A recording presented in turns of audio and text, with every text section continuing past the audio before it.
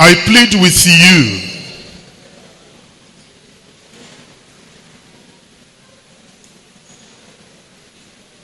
that this program is transmitted live,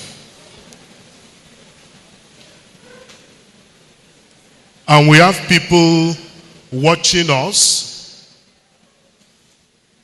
from all over the world.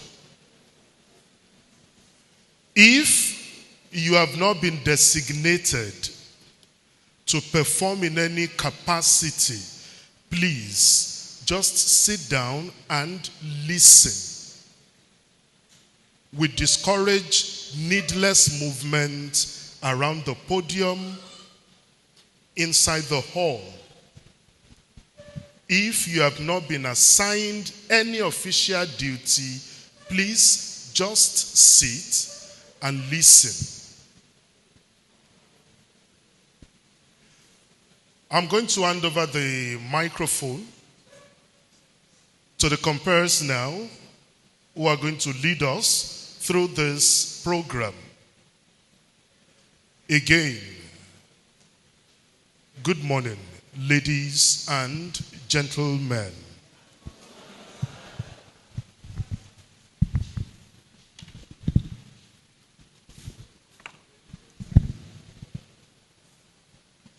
Your Graces, dear Reverend Fathers and Sisters, Your Excellencies, the Chairman of the day, our esteemed guest speakers, our invited guests, our dear noble teachers, dear brothers and sisters in Christ, good morning to you all. I welcome you all to this 4th Education Summit organized by the Archdiocesan Education Committee. This Education Summit is organized to renew and to refresh us of things we may already know and to teach us of things we do not know. And so I want to encourage each one of us gathered here today to dispose ourselves to this great academic event. Let us make this event a very impactful one on us, especially as we impact knowledge on the future of our society. And so permit me to invite Reverend Father Peace, who would introduce our guest of today to the high table.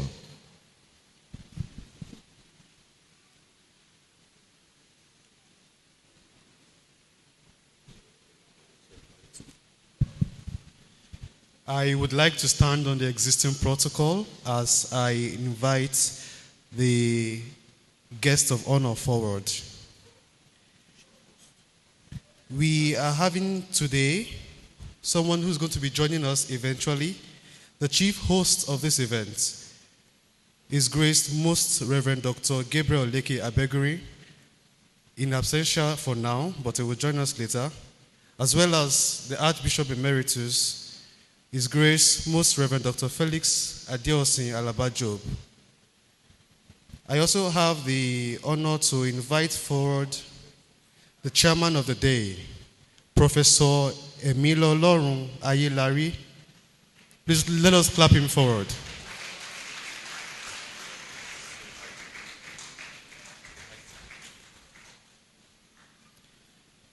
Second on the list, I would like to invite forward the guest speakers of the day. The guest speakers of the day.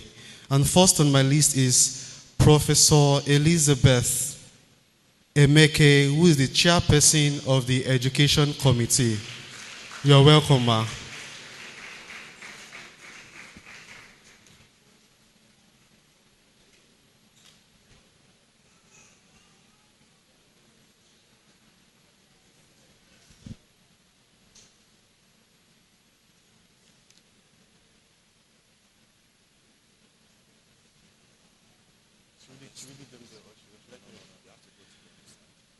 Professor Ma, our guest speakers are to be over here, ma.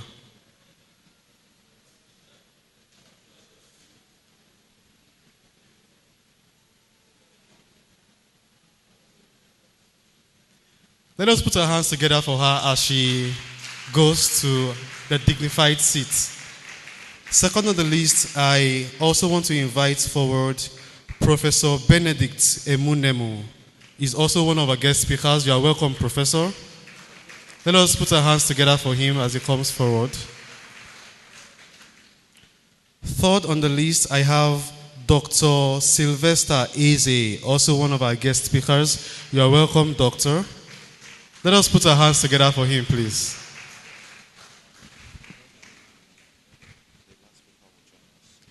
The fourth and final speaker, who is yet to join us, is Reverend Father Dr. Felix Kingsley Obialo. Let us put our hands together for him in absentia. To continue the invitation of those to the high table, I would like to invite forward Very Reverend Father Boniface Wuraola, who is the Education Secretary of the Catholic Diocese of Oyo, as well as representative of the Bishop, Most Reverend Dr. Emmanuel Badejo. Let us put our hands together for him. Father will join us later. I also have the singular honor to invite forward the Permanent Secretary of the Ministry of Education, whether the person in person or the representative. Let us put our hands together for them. Okay.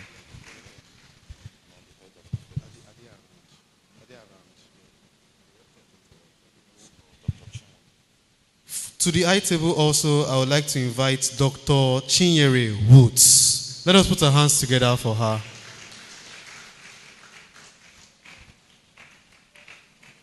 I also invite for the Chancellor of the Archdiocese of Ibadan, Very Reverend Father Dr. Anthony Omolade. You are welcome, Father.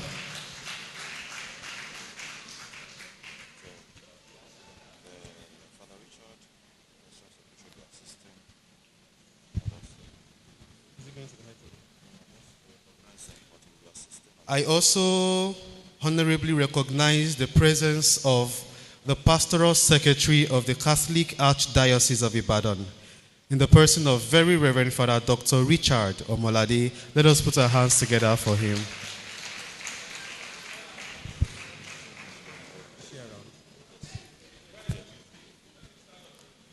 All right, Father, the audience needs to see you. Thank you very much, Father.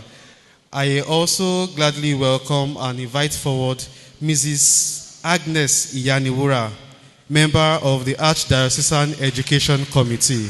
You are welcome, ma.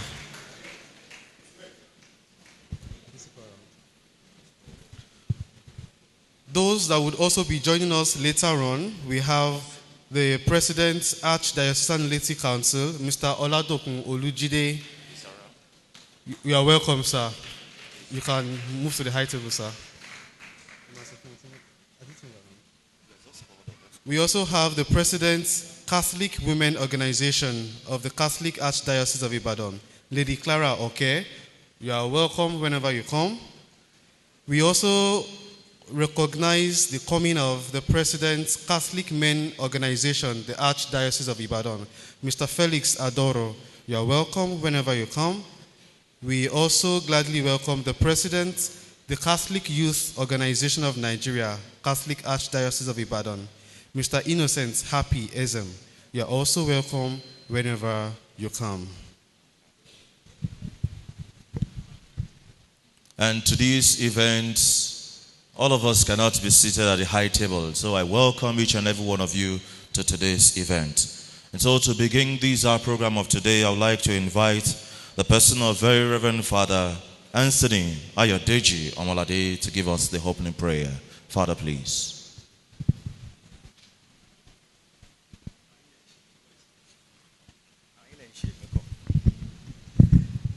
Let us please rise.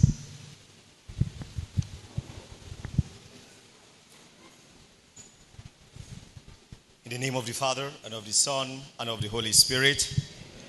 Our help is in the name of the Lord. God our Father, we have gathered this morning as a community, your children in the Archdiocese of Ibadan. We have come to deliberate to discuss on how to educate further our children, ourselves. We are asking you to send your Holy Spirit among us to direct our affairs, to inspire the speakers, to also inspire the listeners, that what we are going to do today will be to the glory of your name and for the good of humanity, especially in the Archdiocese of Ibadan. We ask this through Christ our Lord. In the name of the Father, and of the Son, and of the Holy Spirit. Please, while we remain standing, we will now take the national anthem. Nigeria,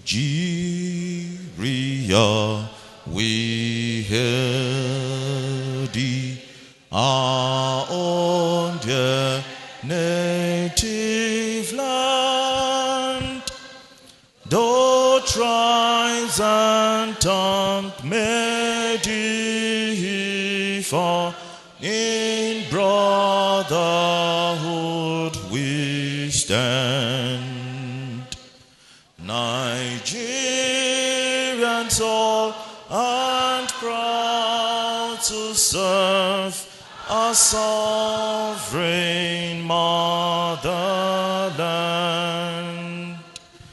Our flag shall be our symbol that truth and justice reign. In peace all battle honored, and this we count as gain.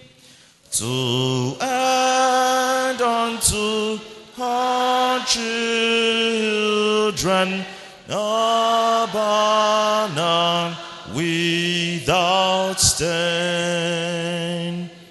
O God of all creation, grant these our one request. Help us to build a nation where no man is oppressed. And so with peace and plenty, Nigeria may be blessed. The national pledge, please.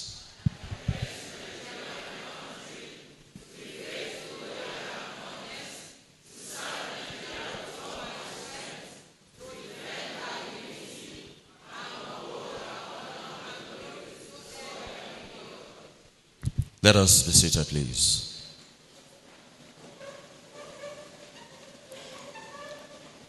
At this point, my dear brothers and sisters, I would like to invite forward the chairman of today's event, Professor Ayilari, for the welcome remarks and the opening remarks. Professor, please.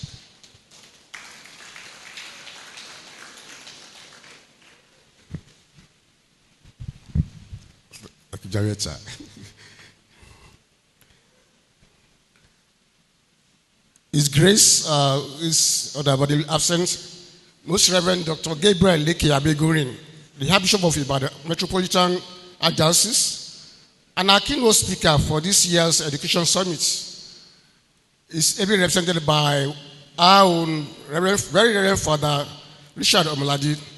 Kindly permit me to respectfully acknowledge the presence of distinguished personalities here with us at this summit, not minding what our compares have earlier done. On that note, Your Grace, I respectfully recognize you as our Chief Shepherd of the Ibadan Metropolitan Archdiocese, and I wish to welcome you as our keynote speaker. We are still expecting Emeritus Al-Baba. Your Grace, Emeritus Bishop of Ibadan Metropolitan Archdiocese, Most Reverend Dr. Felix Alaba Adeosi Job. You are most welcome, Baba, to this year's Education Summit. We can clap for Baba in absentia. You will get it when it comes.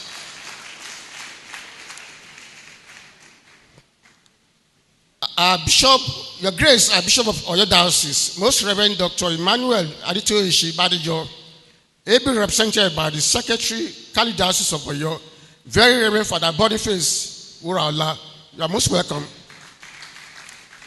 We are still expecting the Permanent Secretary or his representative, Minister of Education or his representative. When they come, we'll recognize them. Head of Affairs, LIE, Office for Ibadan North, Ibadan Southwest, Ibadan Northwest, and Ibadan Northeast. I don't know where he's here. Rector for the SS Peter and Paul Major Seminary, Reverend Father Tony Bekele, is here. Please clap for him. He will meet his class. Well, our Chancellor is already on the high table. The Chancellor of Ibadan Metropolitan Archdiocese and Austin Parish Priest of Our Lady Sister of Wisdom Chaplaincy, Very Reverend Father Dr. Anthony Omolade. My father, you are welcome. Our Pastoral Secretary of Ibadan Metropolitan Archdiocese, again, Very Reverend Father Richard Omolade, Omolades and Omolades. We have about 5 Felices, or Felix, I would say, in this event today. I've called one Ababa, Felix Alaba Adeoshejo. You will get the other Felices now. Dr. Shinyere, who is our special guest, you are most welcome. I recognize you. The President of the Assistant Lady Council, Mr. Felix Oladokun, I hope he's here. You are most welcome, my brother. President Kali Women Organization of the Archdiocese of Ibadan, Lady Clara Oke. Mommy, you are welcome whenever you come. President Kali Men Organizations of the Archdiocese of Ibadan, Mr. Felix Adoro. CMO President, okay, it's not here yet. Whenever he comes, you are welcome. President Kali Youth Organization of Nigeria, Sion of the Archdiocese of Ibadan. Happy, innocent, Ezim. Are you here, my brother? Not here yet. Of course, I must also respectfully recognize the heads, the list speakers for the various topics for discourse. And these are, before I leave that one, let me also recognize Mrs. Agnes Yaniwura, a member of the Archdiocese Education Committee. Mommy, you are, okay, you are there. Yeah, our list speakers. I have Professor Adenike Elizabeth Emeke, a former CWO president of Our Lady Sister of Wisdom here, and a former director, Institute of Education, University of Ibadan. And the chairperson or the chairman, is the chairman, you call yourself or chairperson or, okay, or the chair of the Education Committee of the Archdiocese.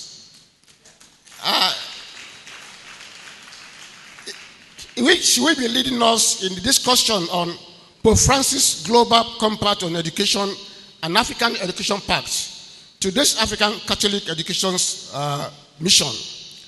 We also have Reverend Father Dr. Felix Obialo. Are you here, Father? Not yet. Well, he will lead us on the discussion on effective administration for quality assurance in Catholic schools in Nigeria. I have my brother here, Professor Benedict Emunemu, the sitting president of the Parish Laity Council, president of the Parish Laity Council of Our Lady Sister of Wisdom Chaplaincy. You are here. A former head of Department of Educational Management, you are, and a member of the Archdiocese Education Committee. It will lead the discussion on effective educational management for economic empowerment, innovation, and resilience for Catholic schools in a digital economy. And we also have Dr. Sylvester Eze, who leads the discussion on engaging Catholic schools in psychologically enhanced program for holistic development. You are welcome, my brother. I need to also recognize the fact that this summit is being closely anchored or supervised by Very Reverend Father Richard Omalade. You can see them sitting where they should be there. Reverend Father Frederick Samuel and Sister Priscilla and another Felix. Reverend Father Felix Akinyode. That's the 4th Felix down. Eminent guests, other distinguished participants, members of the university community here present, gentlemen of the press, ladies and gentlemen. It is my pleasure to welcome you all to the 4th Ibadan Archdiocese Education Summit, holding here at the John Paul II Hall of Our Archdiocese of Wisdom Chaplaincy, University of Ibadan. We thank God that we fixed today for the summit and it is already holding. Thank God for that. May His name be praised forever and ever through our Lord and Savior Jesus Christ. Amen. Participants have come from far and near, and so we also thank Baba God for bringing you all here safely to the summit. I welcome you all. The theme of this summit, the keynote address, the topics for discussion, the professional expertise of the speakers invited to lead discussions, as well as the caliber of the participants here in attendance, accentuate the pertinence of education in our schools.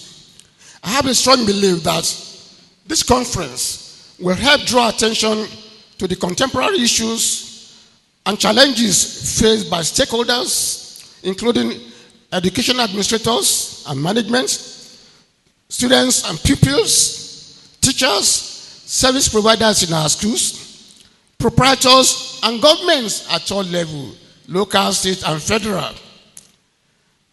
I therefore expect that participants will not only highlight these issues, but will provide credible and workable solutions that will lead to speedy and sustainable growth and development of our schools.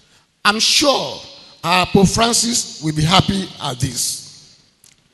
Distinguished guests, participants, ladies and gentlemen, I'm very sure we are in for an exciting and rewarding time. I wish you all an enjoyable, fruitful, and memorable conference. To the keynote speaker and other list discussants, I wish you safe delivery, as I'm quite sure you will do justice to your topics. On this note, and with the kind permission of His Grace, who is ably represented by Reverend Richard Obalade, I hereby declare the 4th Archdiocese Summit open. Thank you very much.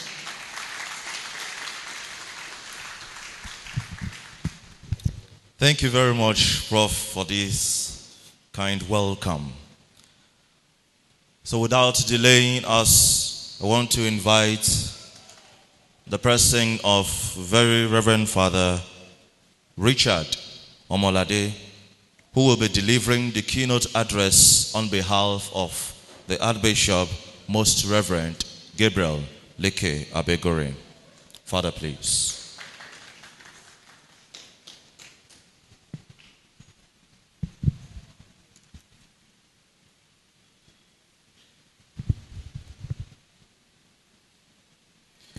Global Compact on Education in the Nigerian Context, being the keynote address of His Grace, Most Reverend Dr. Gabriel Leke Abegure, at the 4th Archdiocesan Education Summit of the Catholic Archdiocese of Ibadan. The Vicar General in absentia, very Reverend Fathers, consecrated men and women, all our invited guests, our education committee members, dear teachers and pupils, parents, and all other guests. I am delighted to welcome you to the 4th Education Summit of the Catholic Archdiocese of Ibadan. The world is moving forward, and education geared towards the formation of the human person cannot remain in the same position. Contemporary education must be intentional, proactive, and purposeful. And that is why the United Global Compact has become crucial today for many aspects of human life, including the education sector. The concept of the Global Compact on education is closely related to the United Nations Global Concept. What is Global Compact? For the United Nations, the Global Compact is a strategic initiative that supports global companies that are committed to responsible business practices in the areas of human rights, labor, peace, the environment, and corruption. This UN-led initiative promotes activities that contribute to sustainable development goals to create a better world.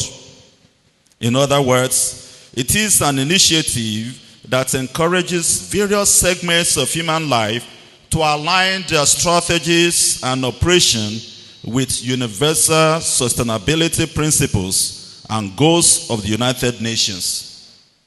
Put differently, the Global Compact is a call for groups and peoples to adopt sustainable and socially responsible policies. Here, the obligation is not left in the hands of individuals, but calls on corporate groups to be involved. It is thus a large corporate social responsibility initiative. This is also in line with Pope Francis' call to be good stewards of creation that he highlighted in Fratello Tutti. The United Global Compacts are good values to be pursued by all. No wonder the church has also embraced it, and I urge all our schools to embrace them so as to make the world, and especially our local environment, a better place for us and for the future generation. While the focus of the United Nations is on businesses and multinational corporations, it involves all of us, especially those in the education sector. Change requires formation of heart and mind to be effective. If we do not form our people, no value will be imbibed by them or utilized for the good of all. Consequently, everyone in the education sector must embrace the Global Compact, teach them to others, and help them to understand them and what is expected of each person. From the 10 Global Compact principles, we can see the relationship with the SDGs, which is the Sustainable Development Goals. These goals are meant for the good of humanity, and if we do not act now, the consequences will be adverse on all of us, including the coming generations. To change course, in other words, for us to live better, let us educate ourselves in responsible and sustainable ways. We must hold ourselves responsible. Only then can we hold others accountable. Our church already identifies for us the marks of Catholic education. In other words, the value systems that shape our approaches to providing education in the world. These are the values we have been committed to for many centuries and have served us well. Now that the secular world is ready to embrace these principles, let us work hand in hand with them and equip our children with contemporary skills much needed for sustainable development and success in the world today. The United Nations Global Compacts call on us to focus on human rights, labor, the environment, corruption issues, health, and human development. These are not problems for one nation, but the whole of humanity. True solution and sustainable solution will require collaboration and innovation. We need our schools to take initiation as a priority and see it as necessary for the survival of the world. It is with this in mind that we can understand the Global Compact on Education. On the Global Compact on Education, Pope Francis asserts that, and I quote, "We consider education to be one of the most effective ways of making our world and history more human. Education is above all a matter of love and responsibility handed down from one generation to another." End of quote. Hence, the congregation took up the initiative in the 2020, but the outbreak of COVID-19 slowed things down until many local initiatives added traction to the initiative.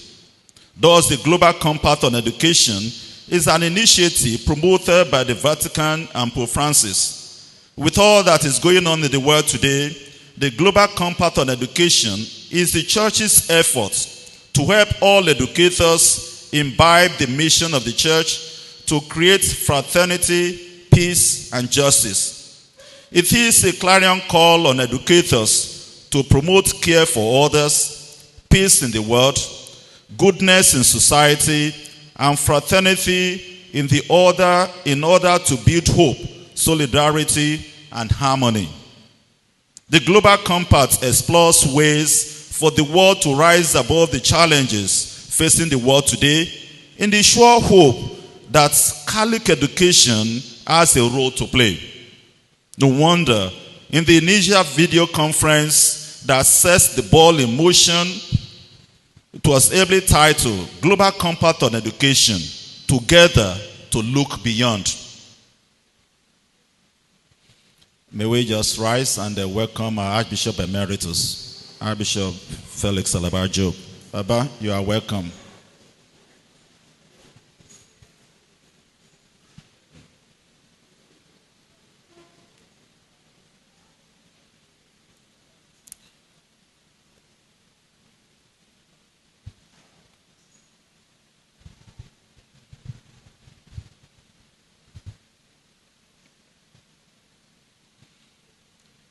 Okay, you may be seated.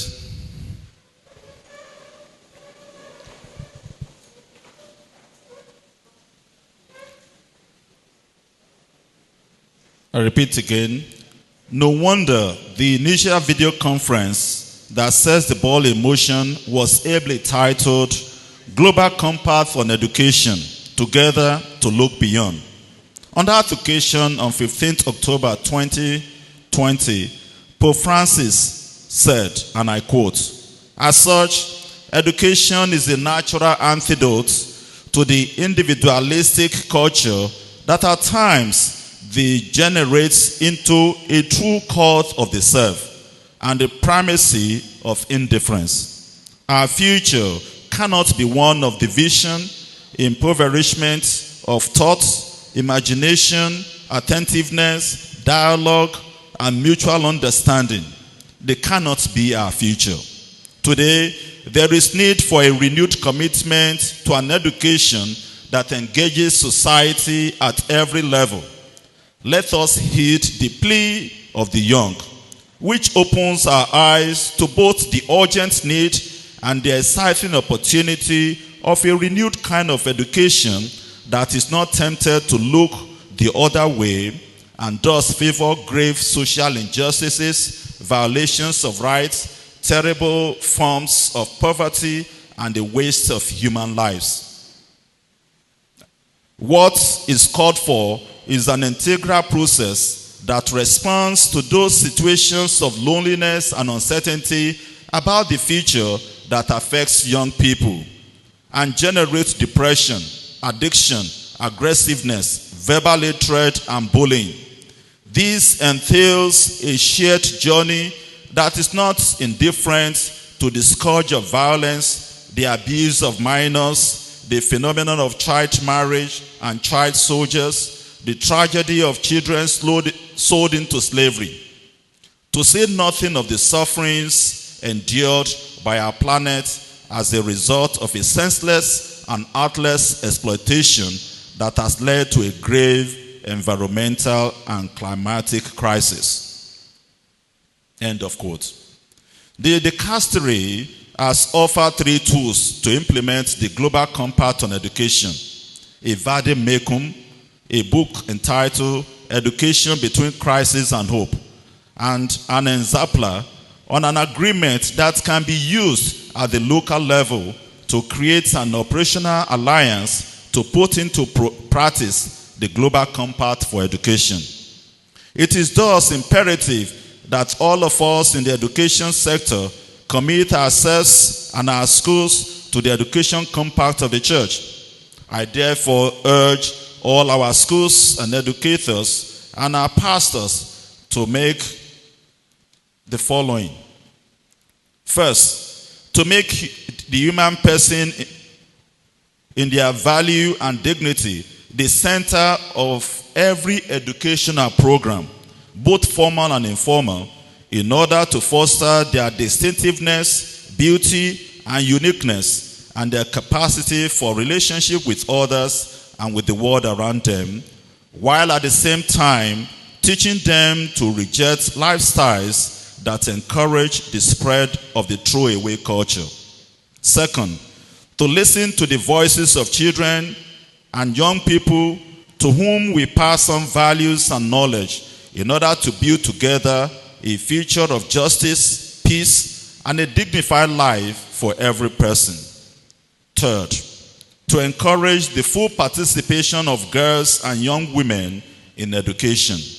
Fourth, to see in the family the first and the essential place of education. Fifth, to educate and be educated on the need for acceptance and in particular openness to the most vulnerable and marginalized. Sixth, to be committed to finding new ways of understanding the economy, politics, growth, and progress that can truly stand at the service of the human person and the entire human family within the context of an integral ecology. Seventh, to safeguard and cultivate our common home, protecting it from the exploitation of its resources, and to adopt a more sober lifestyle marked by the use of renewable energy sources and respect for the natural and human environment in accordance with the principles of subsidiarity, solidarity, and circular economy. Finally, dear brothers and sisters, we want to commit ourselves courageously to developing an educational plan with our respective countries, investing our best energies and introducing creative and transformative processes in cooperation with civil society. In this, our point of reference should be the social doctrine that, inspired by the revealed word of God and Christian humanism, provides a solid basis and a vital resource for discerning the path to follow in the present emergency. I am happy that we have reached out to many experts who will examine the various issues related to Education Global Compact, and especially within the Nigerian environment. I'm confident that together we can chart a way forward that will yield good dividends. Your Grace, very Reverend Fathers, Reverend Sisters, all our invited guests, our dear teachers, and everyone present, on behalf of His Grace, Most Reverend Dr. Gabriel Ojeleke Abegurin, to the greater glory of God and the good of humanity, I hereby declare open the 4th Education Summit of the Catholic Archdiocese of Ibadan on this day, 17th January 2024, the 11th year of our stewardship in Ibadan Archdiocese. Thank you.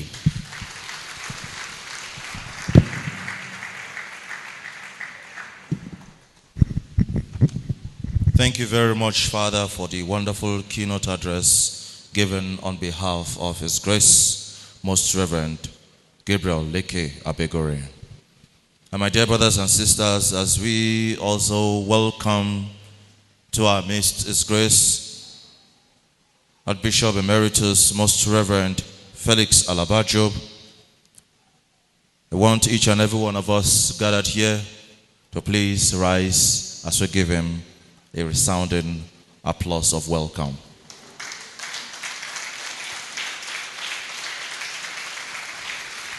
Thank you very much. Let us be seated, please. Your Grace, you are welcome. Permit me to also recognize amongst us the person of Sir Babatunde Obalana, who will also be helping us to coordinate this event of today. Sir Obalana, you're welcome. So before we go into the topic of discussions, I would like to invite all our presenters, the head of schools, representatives of different schools to please come forward so that we can have a group photograph for the summit we have today.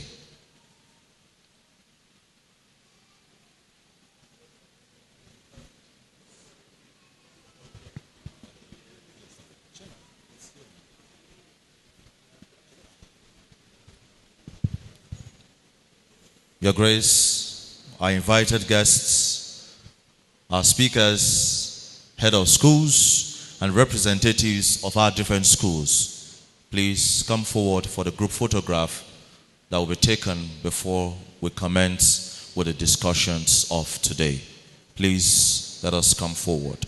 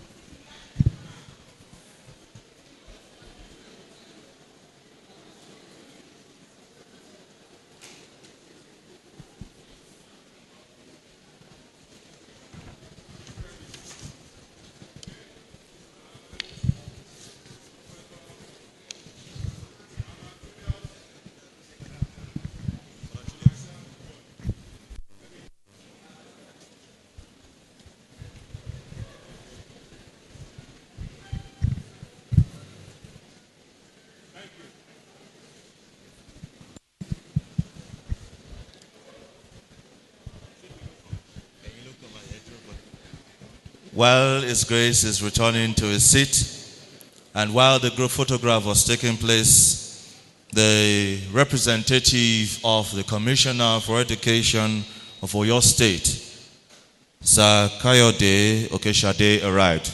You're welcome, please. So may I humbly invite Sir Obalano to give us a citation for Professor Adenike Emeke before the discussion.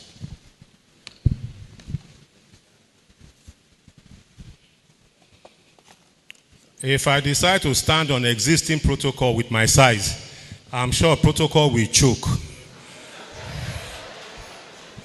Why are you people laughing? A very good morning to every one of us. I will want to wish us a very wonderful, happy new year. Please, it's good to laugh. You can laugh again if you like. Citation of Professor Elizabeth Adenike Emeke, my boss at the Education Committee, Shama.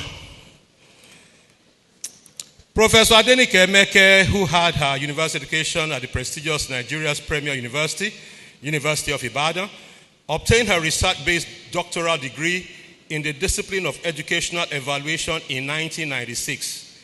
She became a professor on 1st October 2007 and has been carrying out research and teaching at the tertiary level for well over 25 years, as well as being involved in contractual evaluation of programs and projects and consulting services. She has also served in various capacities at different levels. She has been teaching courses in research methods, tests, and measurement, educational evaluation, construction of questionnaires and rating scales, as well as evaluation and monitoring of programs and projects at the postgraduate level. Professor Emeke's teaching career at the university level has spanned through the diploma, undergraduate, and postgraduate levels. She is experienced in providing leadership in educational research and evaluation, and in serving as program leader in educational research methods in a university environment. For example, she was a sub-team leader in the study on monitoring of learning achievement, MLA, carried out in 2004 by the Institute of Education, University of Ibadan, and jointly sponsored by UNICEF and UNESCO through the Federal Ministry of Education. She played the same role in the project National Assessment of Educational Performance, NAEP, 2007. In 2011, she led a team of researchers at the Catholic University of Eastern Africa, CUEA, Kenya, on 3 research projects. She also, yes, please, you can clap, please. I think that's worthy of clapping. She also facilitated workshops at the university. Today, she will be presenting a lead paper on this at this 4th summit of the Education Ibadan Archdiocesan Education Committee. I present Professor Elizabeth Emeke for us. Thank you.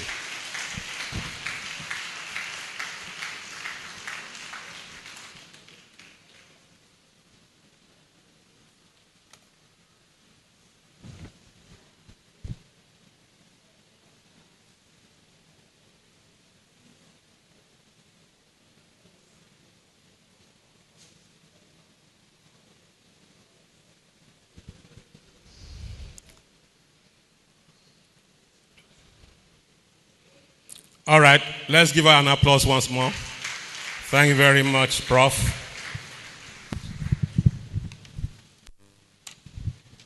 Your Grace, the chairman of the occasion, the representative of the Commissioner for Education, all other protocols duly observed to save time, distinguished ladies and gentlemen. We are happy to be at this 4th Education Committee, Education Summit of the Archdiocese of Ibadan. And what I'm to share with us,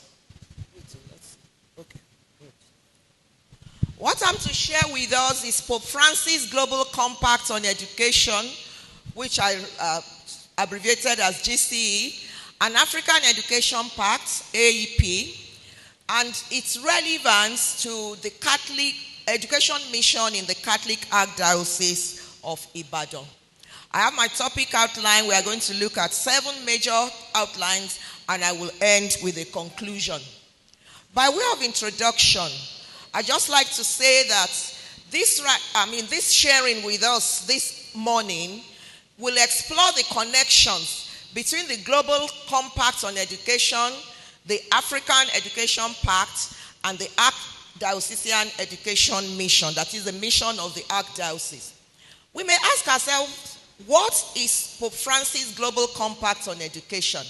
I'm happy that we listened to the keynote address by His Grace, Most Reverend Leke Abegunrin, who was ably represented by Reverend Father Richard Omolade. In that keynote address, a lot was also mentioned about what the Global Compact on Education is. And we thank God that the church the church across the world, the Catholic Church across the world, is a very dynamic church. And our Pope usually takes leads in so many things. This Global Compact on Education was first initiated by Pope Francis in 2019. And we thank God that the United Nations keyed into it. And the African Pact also keyed into it. So there are times where, many times, not just a few times, where the church initiates something and then the world rallies around it and comes across it. So Pope Francis started this in 2019. And he saw it as a new vision, that there's a need for us to have a new way to rethink about our approach to education. That education should be at the center of everything, and the person be at the center of that education. That it is something that we need to look at, that there's a need for us to have, new encounter, and see ourselves and see education that we are promoting as something communal, something that everybody should take part in. And it is also something that should be quality. There should be quality in education. And not just quality, it should also be qualitative. There's a thin difference between quality and qualitative education. Quality education and qualitative education. So, that is the idea of the Pope, and that it should be inclusive. Everybody must be brought together. Everybody must be brought in there. It must be equitable, and it must be sustainable to last some other time. Now, the compact has 7 commitments, as already mentioned in the keynote, so I just quickly mention them again. That put the person first, put the person at the center. We need to listen to the voices of children and young people. And this also relates to us teachers, the audience here this morning. We need to take time to listen to our students. Even those nursery, primary school children that we have, they have something to say. And they say what they have to say in various ways. Through their emotions, even when they cry, they are saying something to us. And we have to be attentive. That's the kind of thing that Pope Francis is asking us to do with this Global Compact on Education. We have to encourage full participation of the female gender. There's a lot that is going on already there. But I also want to say that most of us here as educators should not focus only at the female gender. And the world is also being called to that we need to also begin to pay more attention to the male gender. We've spent a lot of time. I'm a female. Yes, I like to defend my gender, but we are not looking at sentiment. We are looking at reality. There's a lot of attention that has been paid to the female gender, to the girl child, but not as much attention is being paid to the male child. And it is not helping us. It is not helping us in our families. It's not helping us in our communities. It's not helping the society. It's not helping us in our schools. So please, let's also look into that. We must foster community and social responsibility. We must promote education for sustainable development, support the development of teachers and education, and then foster partnerships with various people. There are certain key aspects of the Global Compact in education that I like to call attention to. And the first one that I like to call attention to is putting the person at the center. We need to look at the human person as the very most important entity in anything that we are doing. If we don't put the person at the center and we are looking only at the numbers, a lot of us in education, especially in schools, we are more concerned about the number, the student population in our schools. Do we have 2,000? Do we have 500? We had 500 before, they are getting to be 200. Even if they are 200 and you have quality and you are putting those 200 people at the center of what you are doing as a school, you are not doing anything bad. So let's not think only about the number. Let's put the person at the center. The teachers are the center. The other staffers are the center. The person is very important. It's a very important aspect that Pope Francis is asking us to do. The second aspect that I like us to look at is that education is a multifaceted issue, and it requires a comprehensive and integrated approach. We must all come together and integrate everything in us to make sure that education gets what it really should have. The key aspect 3 that I like to point our attention to is that we are all encouraged and called upon to create a just and equitable society with access to quality education for all to reach their potential. So many people have potentials in them, but are we helping them to really harness, first of all, to discover their potentials? And then when we have enabled them to discover their potentials, are we now helping them to harness these potentials and then utilize these potentials positively? Is very important, and is one of the things that Pope Francis is asking us to do in his global compact on education. Let me take a quick look at the African Education Pact as a framework for action. The African Education Pact was inspired by the global compact on education. And what are some of the aims of the African Education Pact? To improve education outcomes in Africa. We need to tell our story ourselves in Africa, and we need to improve education in our continent. That's what that pact is about. That we need to educate young people by drawing on Christian values. A lot of Christian values. What's that? Oh. Okay. So then I have to, so that means how many more minutes? How many more minutes?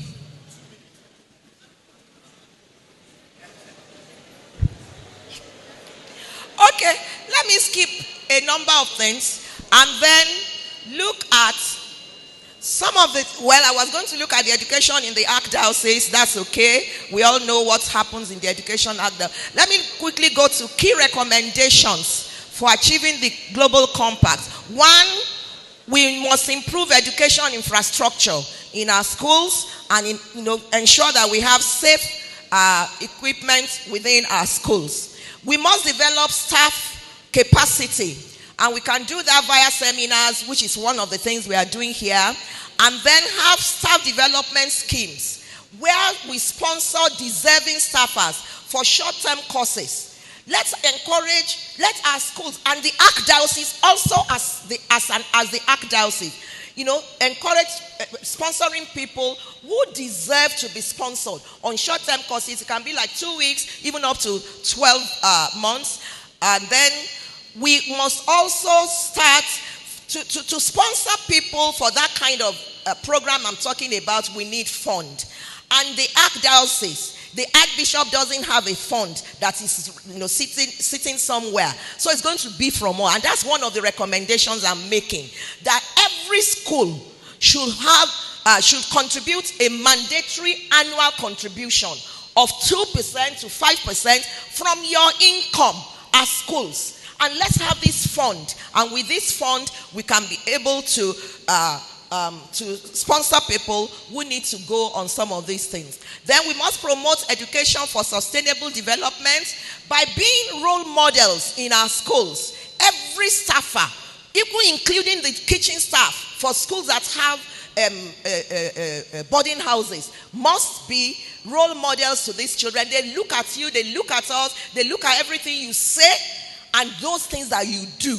So it's important that we teach values, and the head of school has a big responsibility in this area, because if you create a positive school climate, it will become contagious and your staffers will draw on that and everybody will key into the place. We must also collaborate with the community where our schools are domiciled so that we don't stay aloof from them.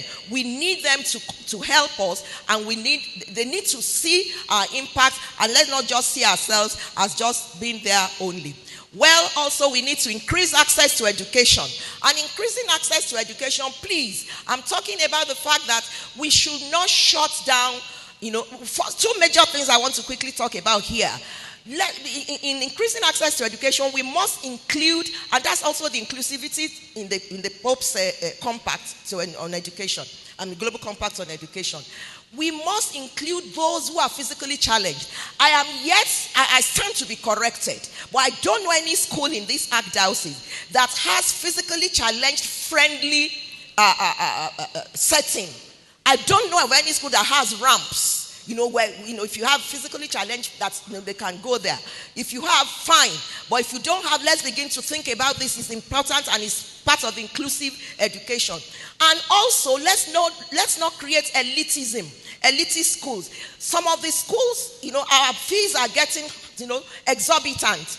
And it's not going to be able to bring in many people into this something. So let's explore alternative funding models like education bond, crowdfunding, and social impact sustainability. Because we need to balance, you need to have a fund to run your schools and not just take on everybody. So during your discussion, please, when we come to the syndicate session, please discuss how we can make the balance between taking on those who do not have, who are coming from financially disadvantaged homes, and those that we need to have in our schools to help them. We must foster partnerships and collaborations. Let's go to entities out there to help us, to use their corporate social responsibility fund to help in our schools. I know that one of our schools is already doing that.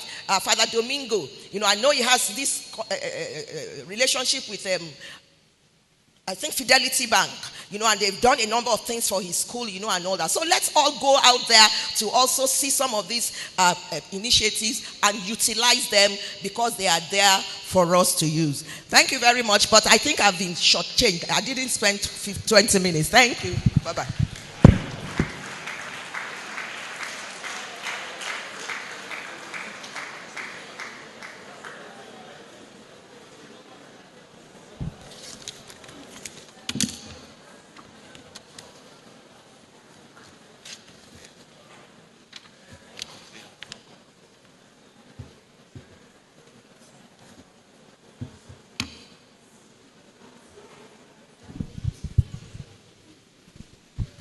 Something about wisdom is, it is like a river that never runs dry. I'm sure if we give Professor more time, she has a lot of things to tell us this morning. We are sorry for shortchanging your time, Professor. All right, so she has successfully and carefully studied and understood Pope Francis's initiative on global education. And now she has successfully also married the ideas of the Pope with the efforts of the African Education Pact. Hence, she has given us the result of the marriage as a way forward in the educational life of our Archdiocese. In achieving this, in our Archdiocese, she gave us very insightful recommendations that I'm sure we must have well noted down. Now, she has placed a challenge to all of us here this morning, requesting that we channel our best energies in education. We are all next generation of the world, and we are set aside to carve out the impact that the world needs. And so the challenge is open to all of us today. Breathing on this challenge, I'm sure all of us here, we are burning with contributions, we are burning with questions. So this is the time where we'll give room for some of us who have contributions to make, some of us who have questions to ask our guest speaker. If there's something you want to get clarified about, this is the time. So we have just a few minutes for this session of question and answers and contributions. If there is anyone in this hall who has some contributions to make or some questions to ask, the floor is open. Anyone? Okay, so I begin with the column on my right. This last angle column. Is there anyone who has contributions or questions for our guest speaker? Okay. It's going.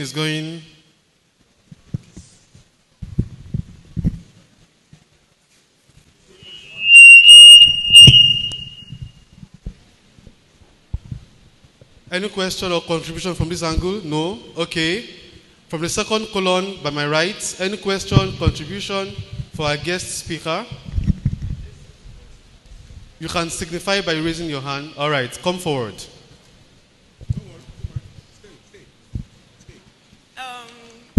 About the key recommendation, she said improving education infrastructure, developing staff capacity, and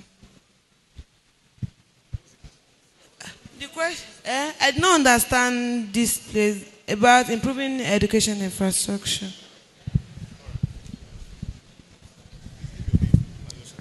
Okay. Good morning, everyone. Please, my name is Mrs. Johnson Emakleta from Our Lady of Fatima Nursery and Primary School, Iwo. My question is based on the recommendation made by Professor Emeke about infrastructural development and staff welfare. I want to ask, or if I may ask, I don't know what the diocese is doing about infrastructural development, because in my school, where I come from, that school has been over at least since 1985. And up to this very moment, nothing has been done about it. Everything has decayed.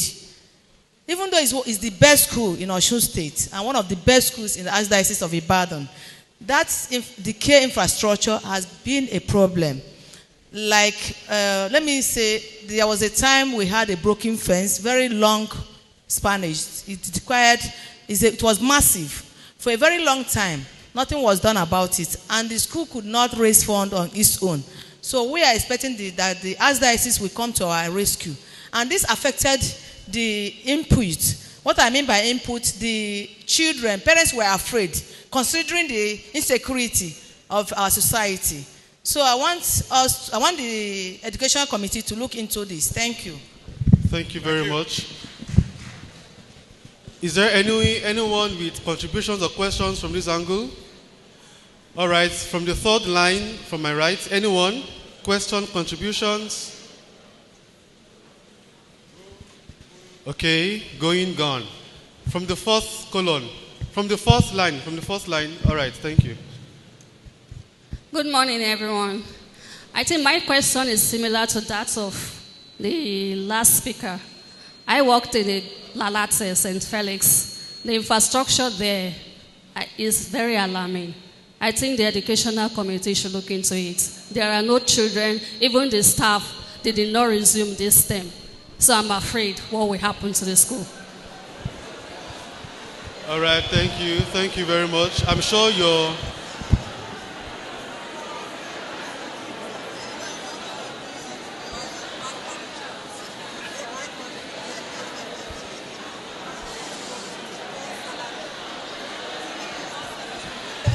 All right, thank you very much. Perhaps she must have spoken the minds of many. All right. Glory to Jesus. Fam. Good morning, sirs and ma'ams. My name is Clementina from St. Teresa Minor Seminary. Please, let us give her the audience, please. Thank you very much. Good morning, sirs and ma'ams. I'm from St. Teresa, Omode Clementina from St. Teresa Minor Seminary. The speaker spoke about inclusive education and elitism. Is it possible we have inclusive education without high school fees, considering the money that will be imputed into involving these physically challenged students? Thank you. Thank you very much. Well noted.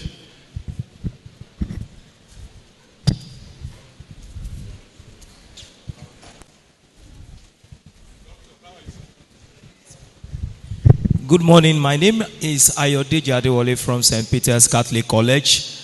And talking about inclusivity, I was really taken aback considering the styles of our schooling system generally. It hasn't brought to the fore of those who are physically challenged indeed.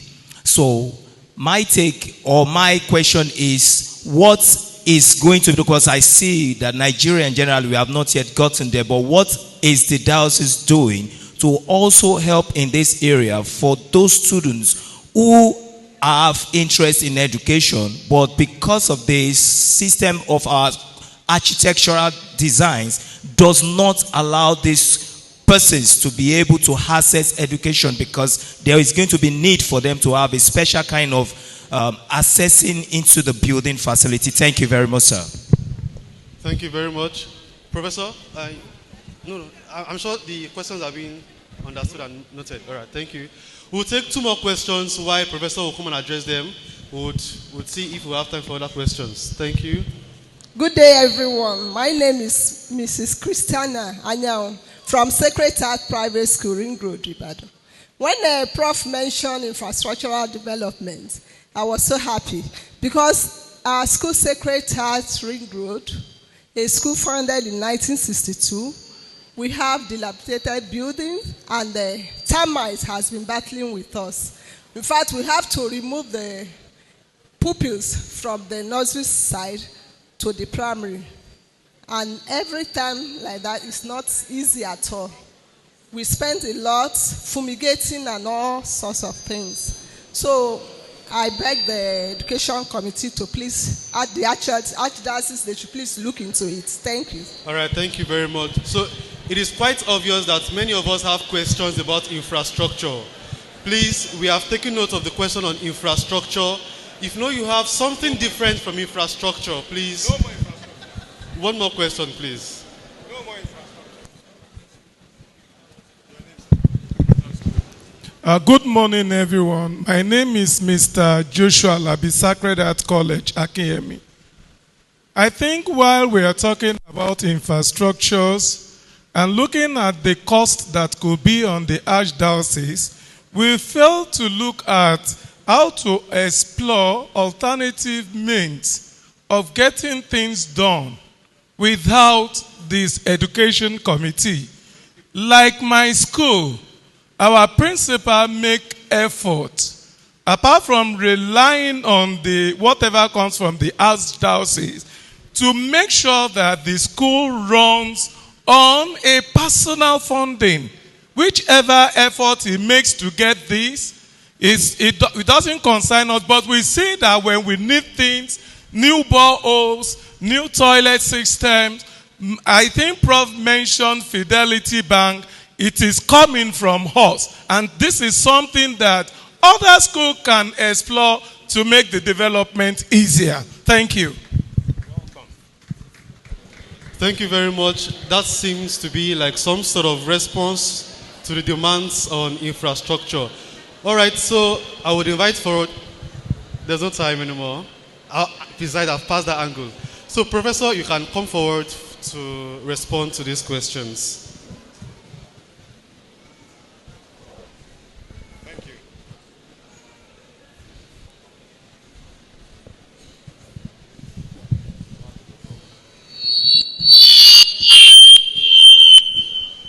Okay, thank you very much. The questions, as the compare mentioned, a number of them have to do with infrastructure development in our schools. And we have mentioned one or two things.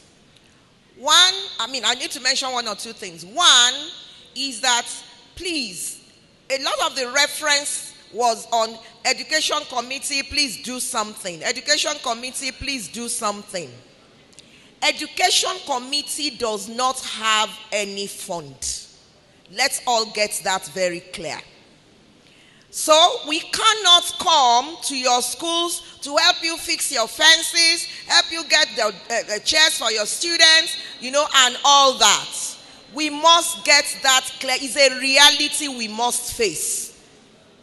Now, the other thing is, when you also have problems in the schools, how do you get across to the education committee?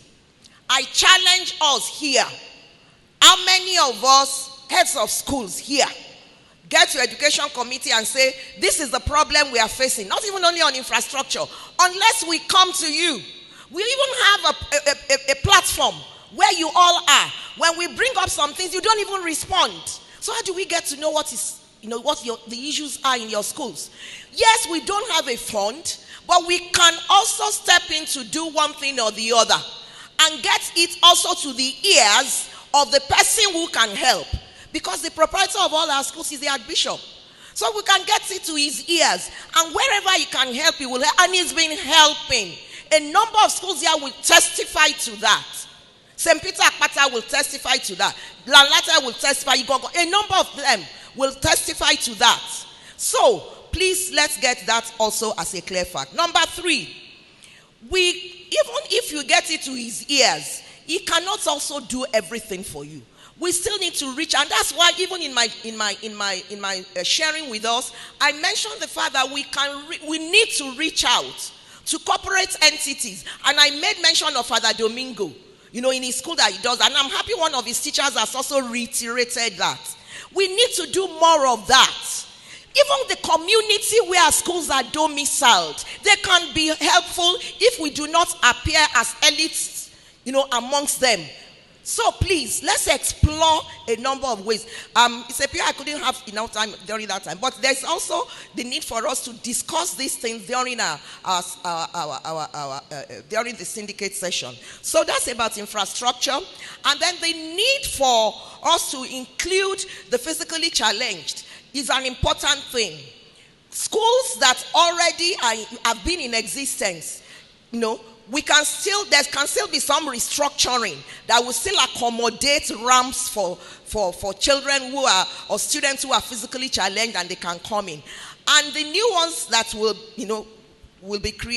be established will definitely put that into mind.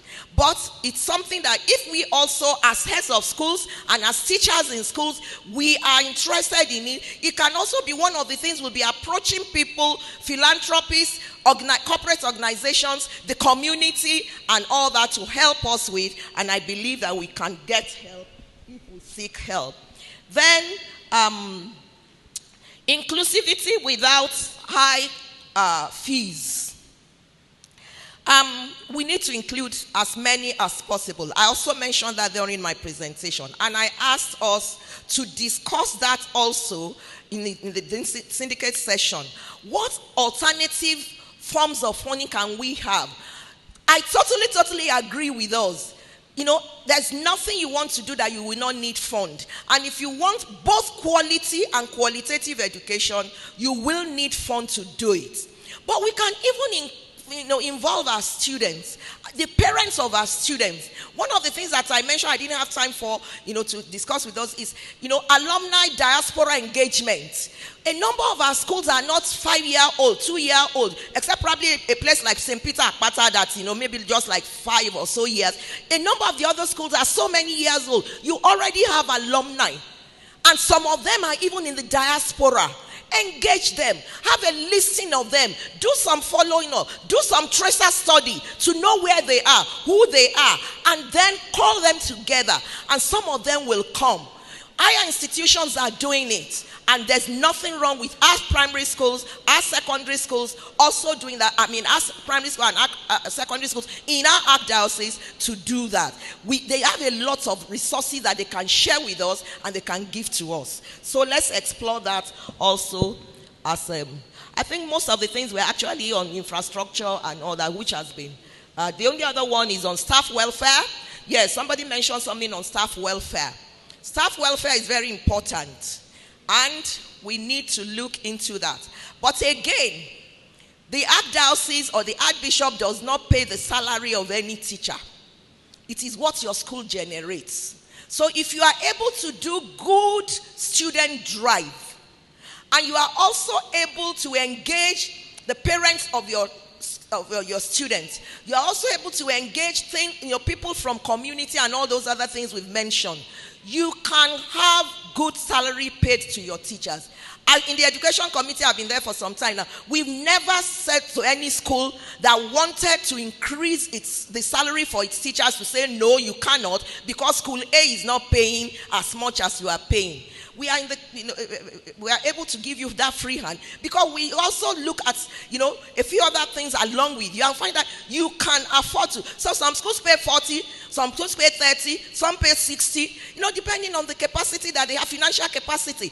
And that is not coming from the archdiocese. It's coming from the ingenuity of the school heads and things, and people around, and the working together with the teachers, with everybody there. So we need that cooperation, and a lot is resting on the table of our heads of schools. And while they come up with initiatives and innovative ideas, Also, teachers, you need to be part of it, because it is what you are able to also help the school to do that would also help you to say, yes, we can get more money than we are getting presently. So a lot of it rests in our hands, because we have a lot of ideas, and I believe that we can utilize those ideas to help ourselves. Thank you.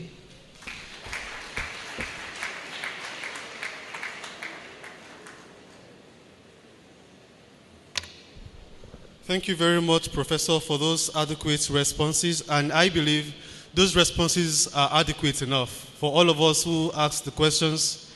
Thank you very much. So you have a citation. Okay. So for some of us who might still be having burning questions, you can kindly note them. Perhaps avenues will be created later on to ask your questions.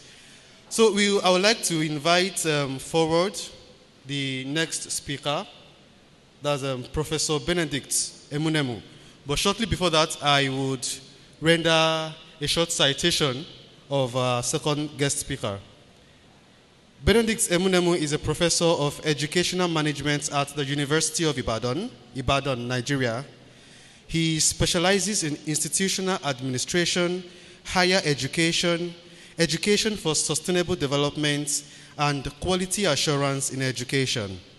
He has conducted and published several of his research findings in national and international peer-reviewed journals. Professor Emunemu has served the University of Ibadan community in several capacities. He has consulted for international agencies, and he has also served as a resource person and consultant for the Universal Basic Education Commission, Abuja. He is the incumbent president of Higher Education Research and Policy Network, a member of Nigerian Association for Educational Administration and Planning. He's also a member of the Commonwealth Council for Educational Administration and Management, and an honorary fellow of the Chartered Institute of Educational Practitioners, the United Kingdom. I present before you Professor Benedict Emunemu. May we please put our hands together for him. He's going to be talking to us about how effective educational management can foster economic empowerment, innovation, and resilience in our world, where everything has been digitalized, even as we have digital economy. The stage is yours, Professor. You're welcome. Thank you very much. Thank you very much. All right. I stand on, I think I can stand. I'm not as, this place will not collapse if I stand on the existing protocols. All right, so please, I would like to request that a short video be played for us quickly as a way of introducing what I want to discuss. Please, let's listen and also watch this short video for about 3 minutes. Are we ready?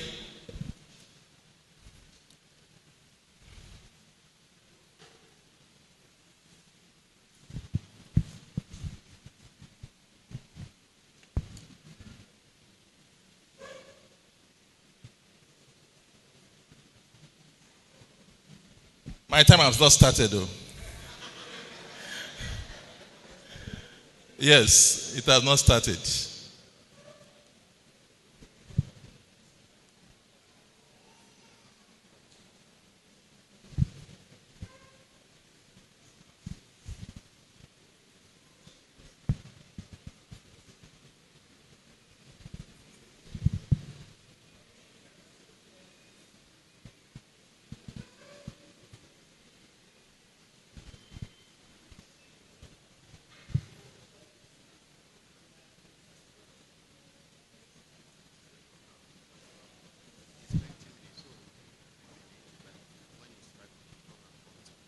Okay, thank you. What's happening?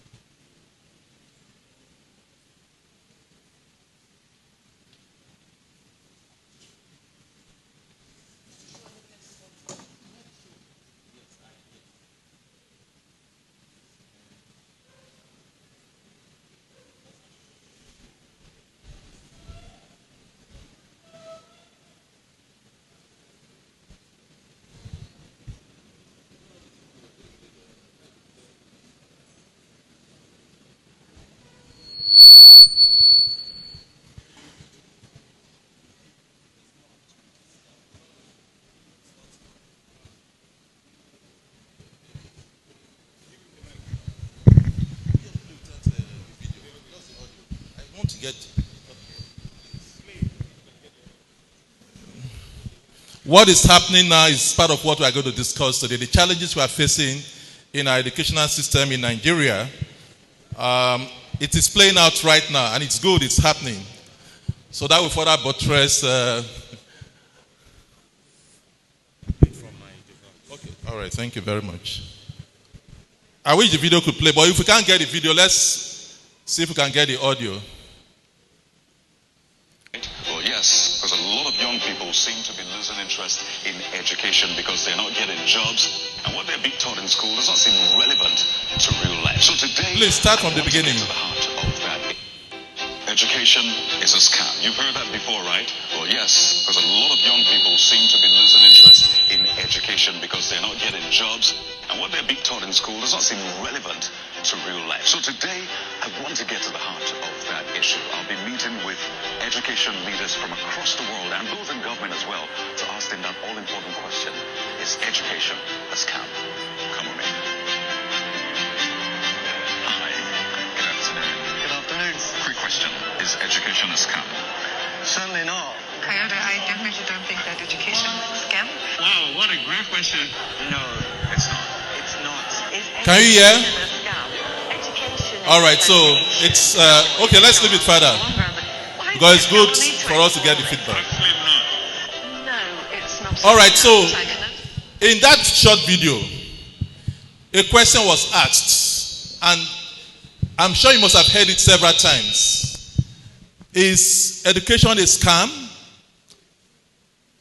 You must have heard people say education is a scam. This young ones, have you heard it before?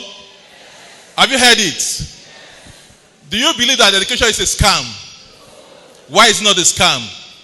When you go to school with all the trainings you've received, primary school, secondary school, they tell you that education is the key to sustainable development. And when you come out of school, what happens? No jobs. Even when you get a job, you are paid a paltry sum. Is that not a scam? If you look at the money your parents invested in your education, running into thousands and millions of naira from primary school to PhD, and you get nothing at the end of the day, is that not a scam? Is that not a scam? It's a scam.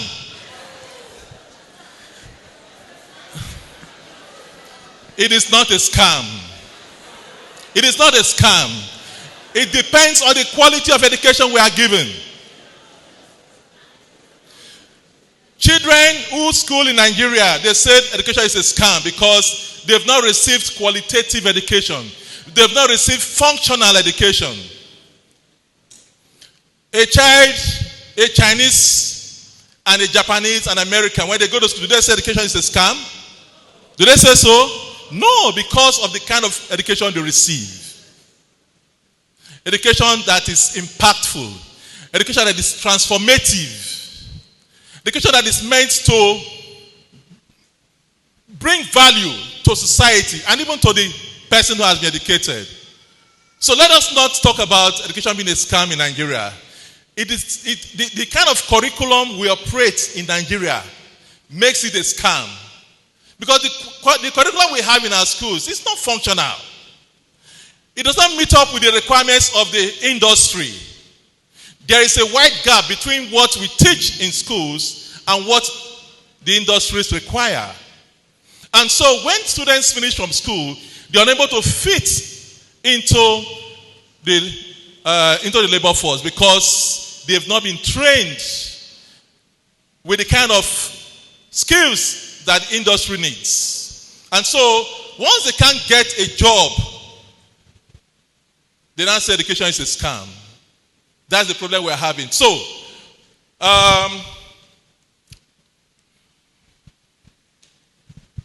what is happening? It appears education is actually a scam. From what is happening now, nothing is working. Huh? All right. Okay. Now, for us to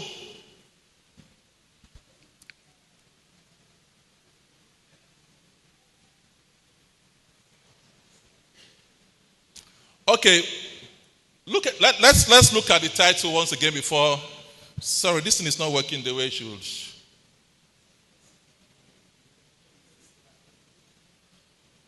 Okay, the title of my presentation is Effective Educational Management for Economic Empowerment, Innovations, and Resilience for Catholic Schools in a Digital Economy.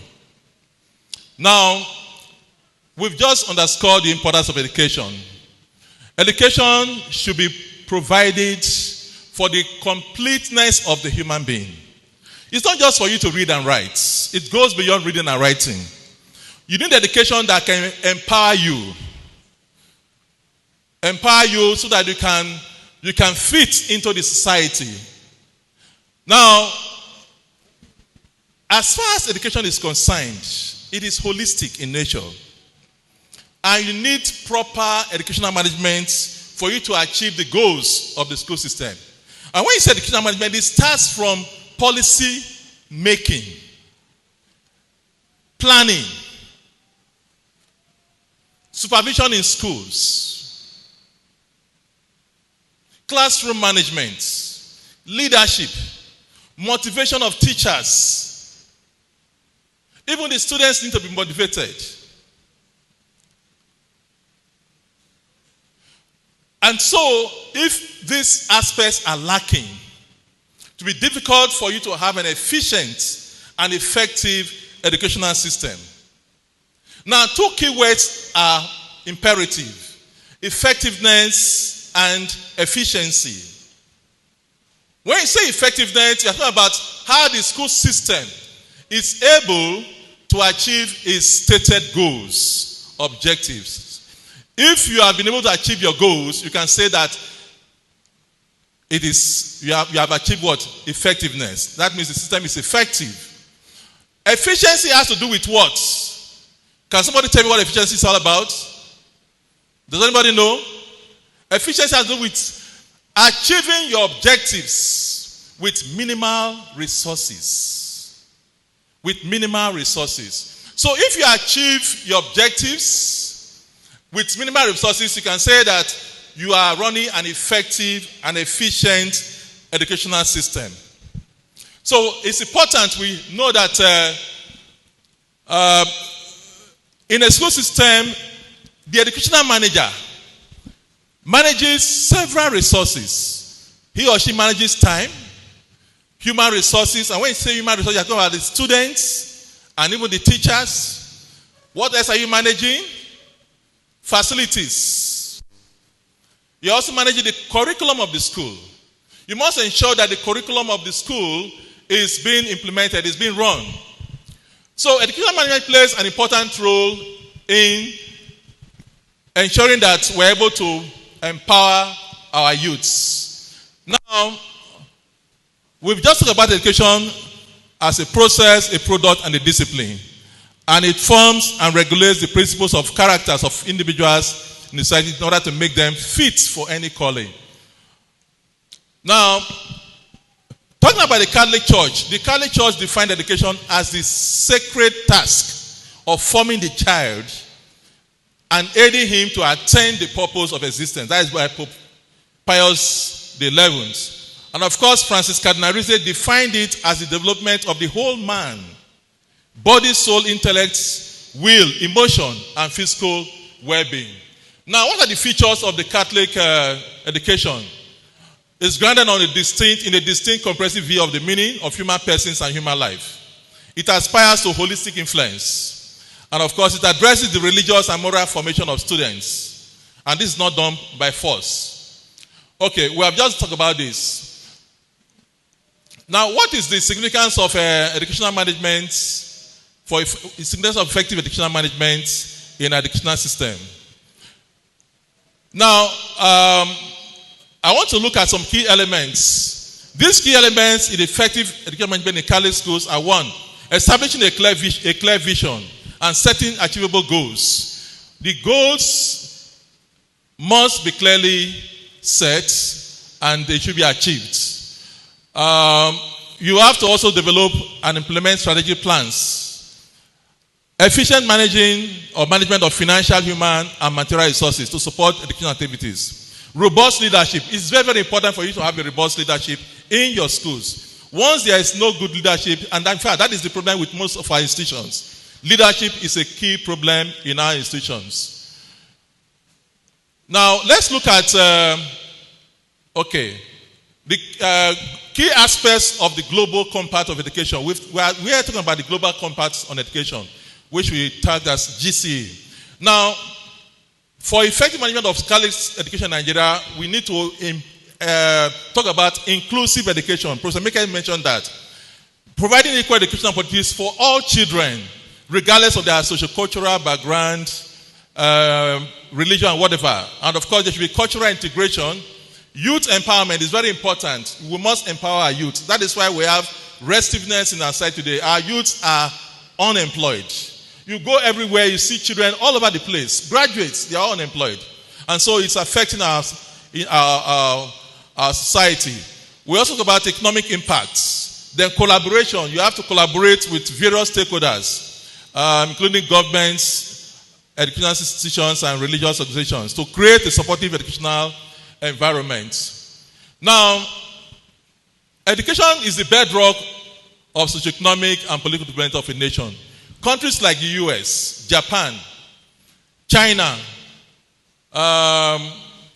there are so many in European countries. They have achieved various breakthroughs due to what? Their commitment to ensuring an education system that is innovative, that is creative and skill-oriented. It's a far cry from what we have in our schools. In most of our schools, what they teach them is A for apple, B for ball, C for car. What will that lead the child to do? In these other countries, right from infancy, they are taught hands-on skills, carpentry, different things that will empower them at the end of the day. But here in Nigeria, we teach like abstract things. So that child can never grow up to become someone that can add value in the society. So that is the whole difference. That is why students say that education is a scam. It is not a scam. It depends on the quality of education we give to them. And of course, like I said, we must talk about functional and innovative curriculum. We need to change our curriculum. We need to ensure that students, when they go to school, they have the necessary skills, problem-solving skills, and critical thinking for them to play their role in the society. I know Father Obialo is an expert in innovation and creativity. And so I'm sure when he comes, he will talk about some of that, talk on that area. Now, let's look at the contributions of effective educational management to economic empowerment. Increase any potential. There's poverty reduction, enhanced skills and productivity, entrepreneurship, and that is what we're even preaching. In most universities now, they take curriculum courses. They take courses on entrepreneurship, so that even when they leave school, they can go into some of these trades, so that they can be employers of labor rather than seekers of jobs in the society. There's also vocational training, social and economic mobility, health and well-being, and gender equality. Now, innovation has to do with what? Adding something new to an existing product. That is being innovative. There is creativity. You have created a product. When you create a product, you don't leave that product at that level. You have to introduce what? Innovation. A car, somebody founded or created a car many years back, or television. What has happened to that car? You can see today that cars have transformed. Is that not so? Even the television we're watching now, it has changed. Many years back, what happens? The kind of TV we have, black and white. Some of us will have to buy Lucozade paper and put it there, take it that it's a colored TV. And then the noise that it makes at 4 o'clock. But these days, television, they work 24 hours and things have changed. Look at the cars we used many years back. You remember those cars we had? Now look at the cars we have now. That is what we call innovation. There are innovations going on every day, and so that brings about development in the society. So what are the strategies for achieving effective educational management for innovations in scholarly schools? We have to embrace technology. It's very, very important. We have access to education. Now, that is digital innovations like online courses and educational apps make education more accessible. You don't have to go to the class again. Things have changed. We have what they call blended learning. You can learn physically and you can also learn online. And then engaging learner experiences and the rest of it. Lifelong learning. Education is for all time, not just for a particular. Even at 80, you can still go to school and learn. Efficiency and cost reduction. Data-driven decision making and blended learning. These are very, very important for the school system. Artificial intelligence. This is what is trending now. AI. It is possible for me not to come here physically to present this paper. You can send my AI, somebody that has been cloned, that looks like me. He can come here and present that paper before you. And even ask him questions. And let me tell you, sometimes too, the cloned person will even do better than the person. You'll be wondering how these things happen. But that is what is happening now in our society. You go to the bank, you see a machine attending to you. Okay? You go to the hotel, the attendant will come in form of, robots. And it will take all your orders and provide your food for you. You'll be wondering what is happening. That is functional education. That is the kind of education that is being practiced in Europe. Not the one we have in Nigeria where you tell a child A for apple. It will not lead us anywhere. And of course, we have professional development. We have collaboration and communication. We have resource management. Now, how can school create an innovation hub? We need innovation hubs in schools, and of course, the Catholic schools are not left out. We must designate a space where we have such hub and then equip the innovation hub with tools and resources. But I'm sure you will ask, where is the money for that? Somebody was talking about school fence and all that. You're talking about the innovation hub. How do we get it done? But we need this thing. These are things that will drive development in our country. Without this kind of innovation, we can't talk about development. Foster a collaborative culture. And then, yes, I was expecting that. Encourage experimentation and risk-taking. Build a strong community and all that. So we have all this in our school system. Now, we're talking about digital economy. The secrets to development now is digitalization. Everything is now being digitalized. And how can the Catholic schools in Nigeria, especially in Ibadan Archdiocese, embrace digital education, digital economy? How do we do that? It's important we do that because that is the only way we can really move forward. Digital economy is the economy of the 21st century, driven by what? Digital technologies, including the internet. Of course, everybody here has a smartphone. Is that not so? With smartphone, you can do so many things. These days now, students write projects seamlessly. I gave my students, I asked them to go and write a proposal for their project. Before I knew they were back. I said, what happened? They were using ChatGPT. You can get everything done now. Everything is so seamless because of technology. But are we embracing technology the way it should be done? People embrace technology for the wrong purpose. Okay, that is not what we should encourage our children to do. So we have digital technologies. And of course, that is what is really driving most economies. Now, let's look at, I will have to fast track this. Okay, the internet, of course, it's a mobile device, e-commerce. These are all components of digital economy. Cloud computing, I'm sure some of us use all these devices. What are the strategies to effectively manage education? Economic empowerment, innovations. Okay, very important. And of course, resilience, Catholic values. We must not forget about Catholic values. Ethical use of technology. Promote the ethical use of technology in line with Catholic values. Let us watch what our children, let us check what they watch when they are using their smartphones. Some of these children, what they do with smartphones, you'll be shocked at that age. So we must ensure that digitalization, we should ensure that they don't do it the wrong way. Then community engagement. Let's look at the challenges. We have so much, but there's no time. Let's look at the challenges confronting effective educational management of Catholic schools. Underfunding. Is it true? Where schools are being underfunded. That is very, very correct. Dilapidated infrastructure. That has been the word trending today. Not so? All right. Low motivation among teachers in some Catholic schools. Is that true? Low motivation. Why? Because of what? Because of what? Okay. Brain drain syndrome. Japa. Are people living at schools? Even in Catholic schools too? Are they living? All right. Insufficient pedagogical knowledge and use of ICT. It's also affecting us. Okay. Corruption and extortion from sale of textbooks. Is that taking place here? Is that going on? Okay, you don't know. Okay. Struggle for power, positions, wrong placement and promotions in the school system. Are we experiencing that? All right. Unethical practices, favoritism, is it taking place? Examination malpractice. You won't answer now. Exam malpractice. I better make a hear word.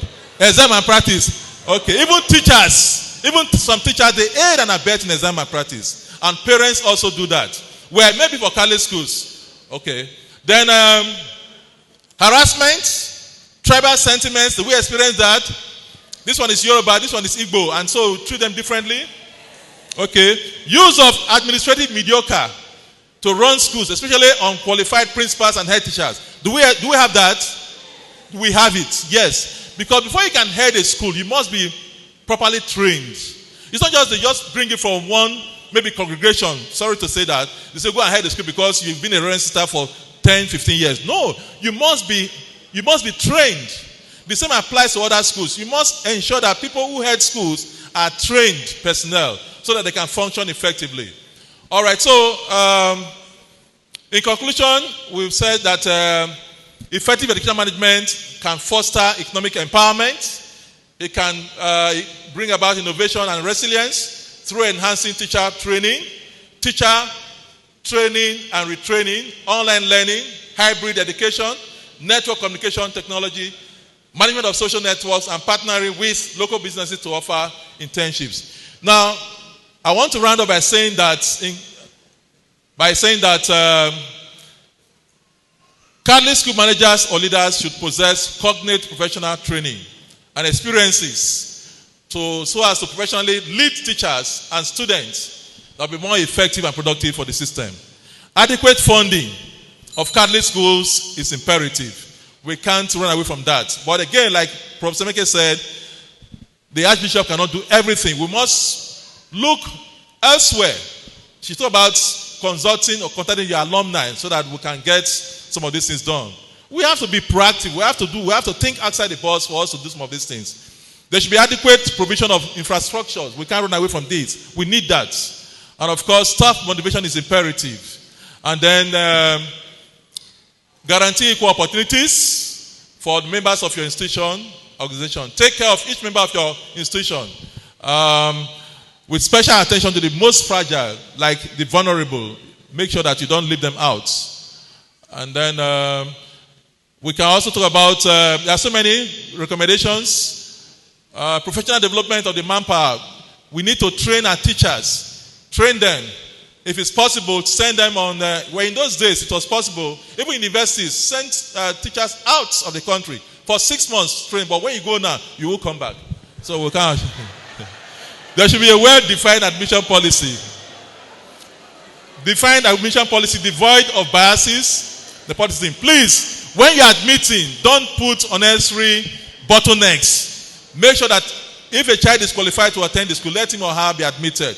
Don't say because this child is not from this part of the country, you won't admit him or her. Then the language of the learner is crucial for effective. All right, I think that will be all. You will have the paper that will be shared later. Thank you.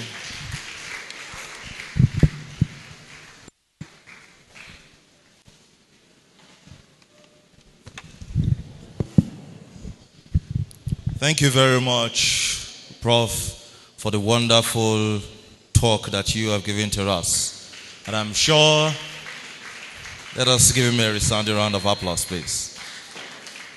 And I'm sure that from the discourse that he has already had with us, he says that education is not only a tool for reading and writing, and there are also other practical aspects that could result in economic empowerment. And these practical aspects include embarking on innovative activities, creativity, resilience, and entrepreneurship skills. and today can help us to tackle major development problems. So thank you very much, Prof, for this wonderful talk. And while the talk was going on, I want to humbly welcome amongst us the person of Mrs. Jimo Latif, one of the head of affairs for the LIE. Mrs. Jimo, please. Please, you may come forward to the high table.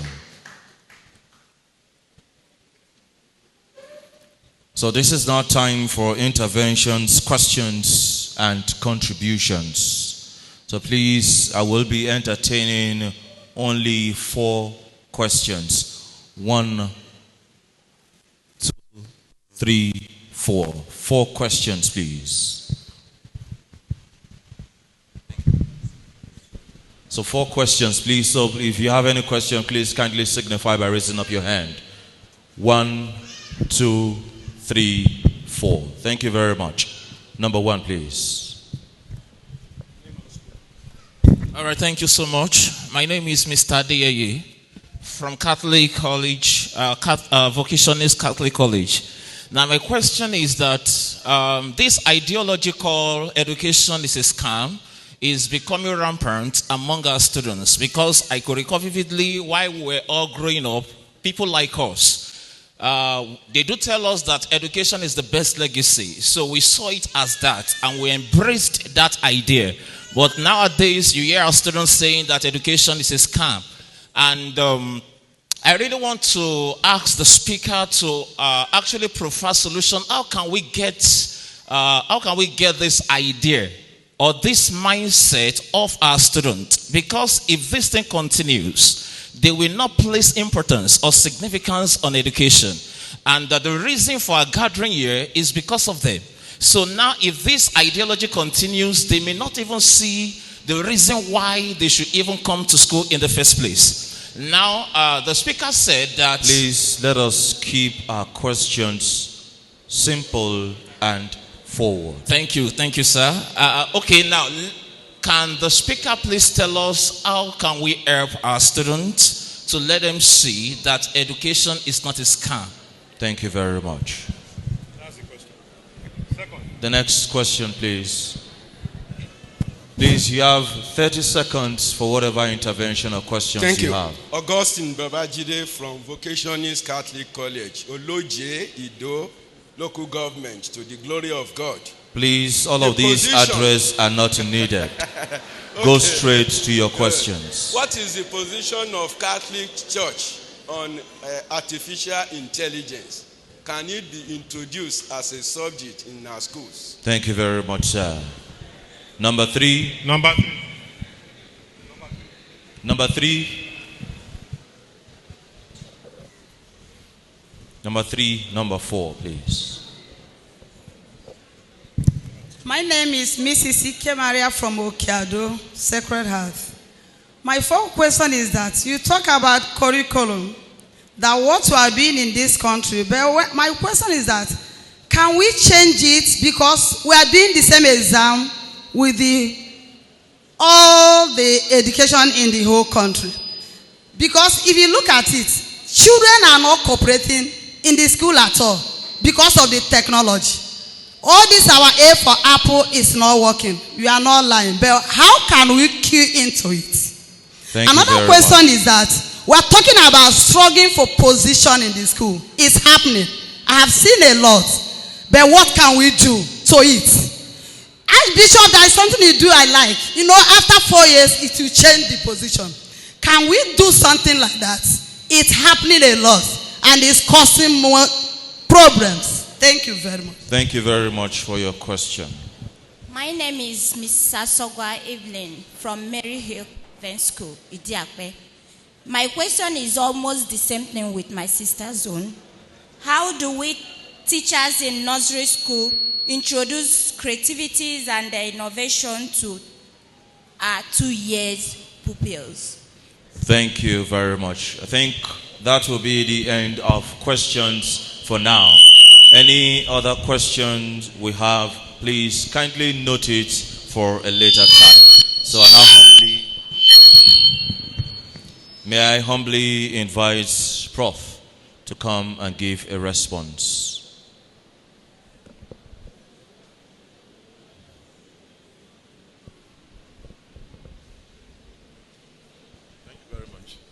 All right, thank you very much to all those that raised questions. They are quite pertinent. Starting from the first speaker that asked the question about the issue of education being a scam, I think I've said it. What we need to do is to strengthen our curriculum.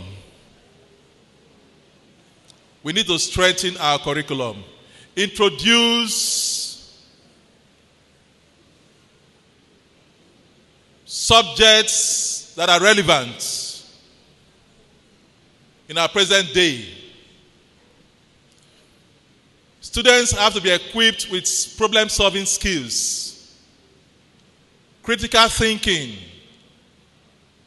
not the mundane curriculum that we have. It needs to change. We have said this at different fora, even at the national level. Let us embrace a new curriculum. That is what they do in advanced countries, right from elementary stage. You can introduce hands-on activities that the children will learn, that will help them later in life. So that is just about that. It's about changing the entire curriculum we have in our schools. Once you do that, I'm sure children will no longer see education as a scam. They will see it as a functional tool for economic empowerment. It is when you go to school, you spend so much time and money in school, and then you come out, you can't find a job. That is when you say that education is a scam. Of course, we were told education was the key, a legacy. When you go to school, you come out, you get a job. When you go to school, you come out, you don't get a job. So what do? You call it a scam. And why don't they get jobs? Because of they don't have hands-on experience. Everything's about cramming. You know, when you cram, it doesn't help you. What can you bring to the table? What skills do you have to bring to the table? That is what industries are doing now. They want to employ people who have skills, requisite skills, that will help them grow the economy. So that is for that. Somebody asked about the position of the Catholic Church on artificial intelligence. Like, can it be introduced in schools? When this question was asked, I paused. I said, is it possible to introduce AI into Catholic schools? Sure, it can be introduced, but with some limitations. In other words, let us not introduce things that we erode. Of course, that is what is actually going on now. AI is almost eroding the human being. Human beings are almost being replaced by robots. And so, we've not got to that stage yet. But I pray we don't get there. But we can introduce AI into certain aspects of our education that will make it to be much more productive and much more functional. I think the people in charge for the Molade, the education committee, we can probably sit down and discuss this and work out modalities for bringing in AI at a specific level. And of course, it has to be moderated. I didn't get the third question very well. But the fourth person said, how do we improve creativity? So how do we introduce creativity in nursery schools? That is where it begins. That is where it begins. At that level, you can engage them.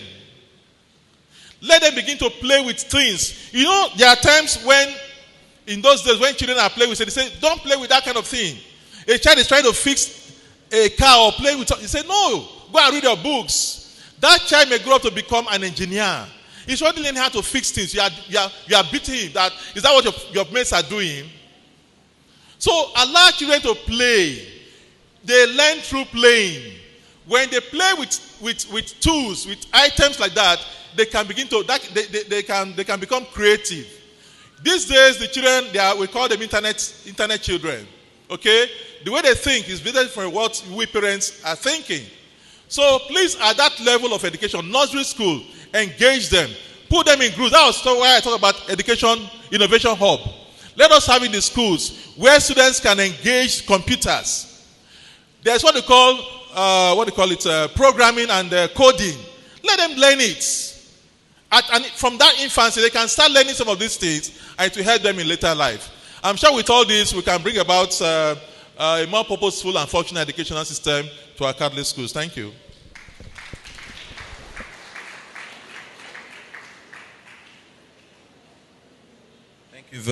Thank you very much, Prof, for the wonderful responses that you have given to the different questions. So please, before we proceed for our tea break, may I humbly invite the representative of the Commissioner for Education to kindly address us briefly.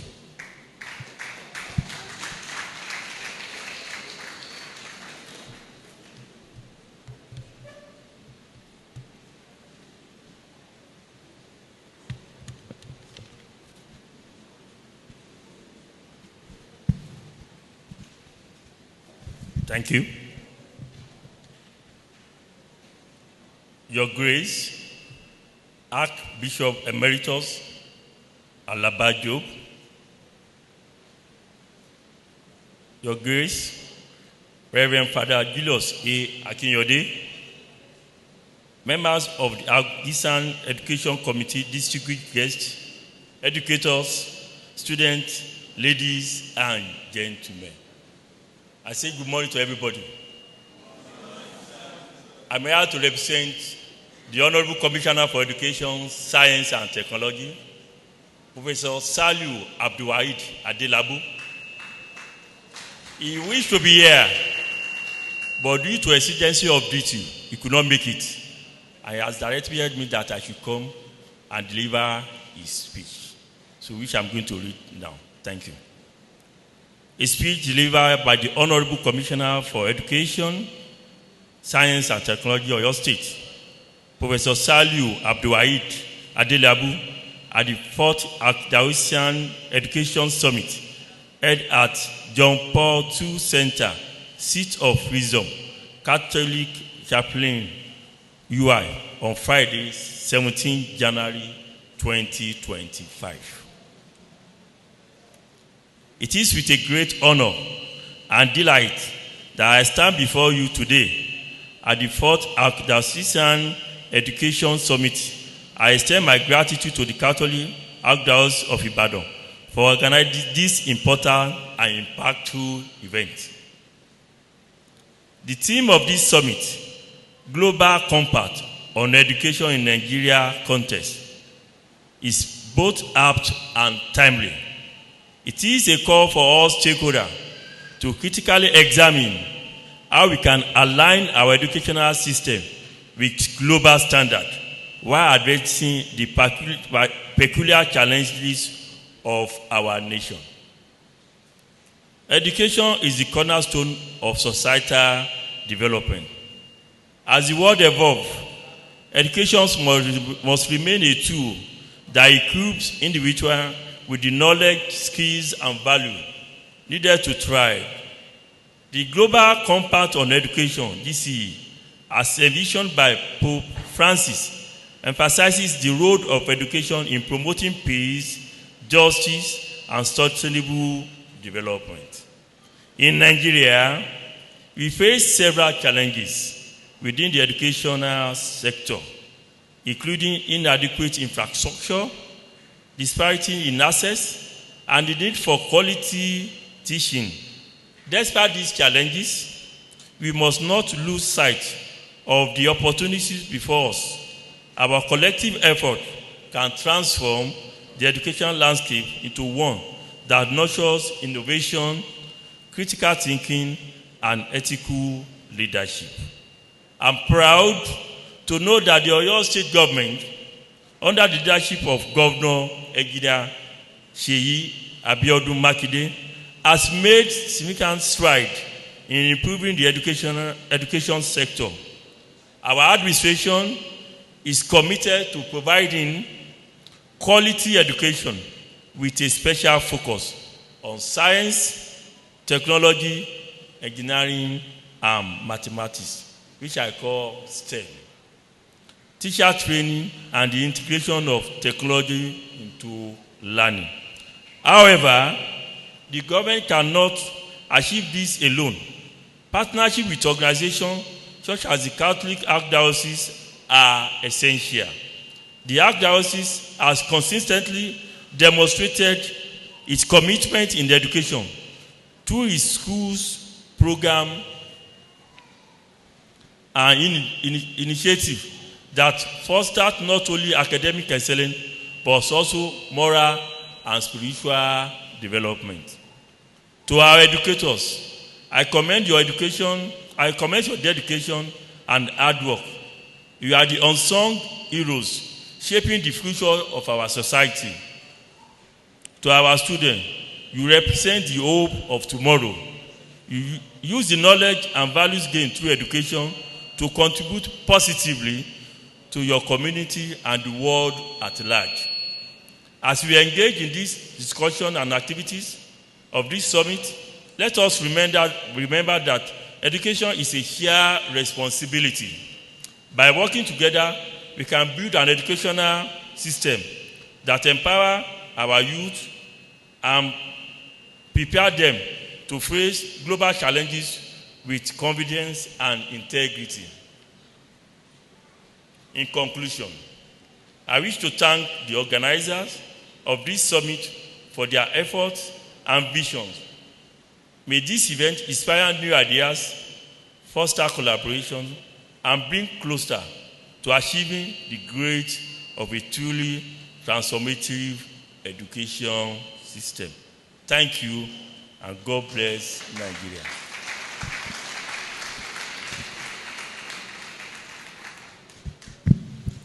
Thank you very much, Mr. Kayode, for this wonderful address. And you may kindly help us extend our regards to the Honorable Commissioner for Education for being ably represented by you at this event.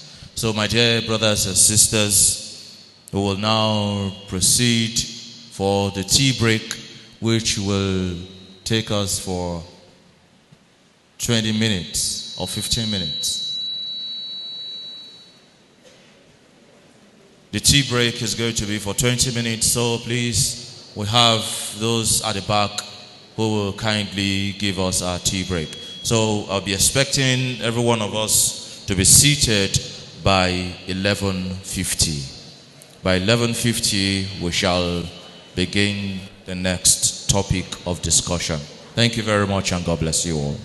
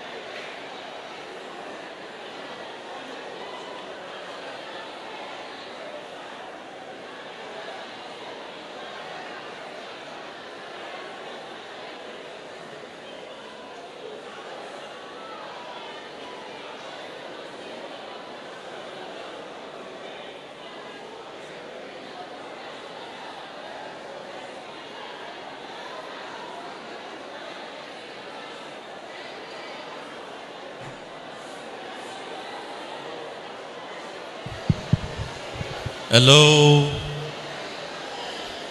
Hello, please. The way we are coordinating ourselves to get the refreshment is not orderly enough. It is not orderly enough. Please let us go back to our seats and the servers will come and attend to us. Let us go back to our seats and the servers will come to attend to us. We need to be orderly.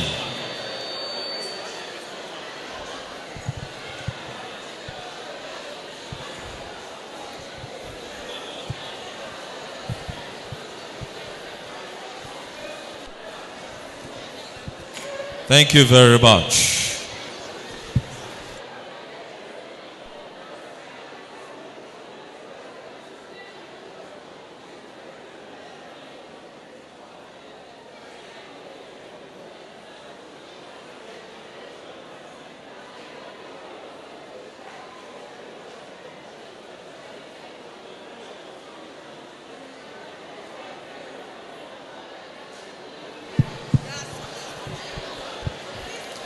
Please let us be reminded that if you have already taken, do not collect again.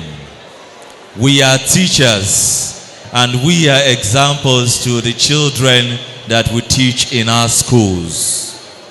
Let us be orderly and coordinated for this exercise.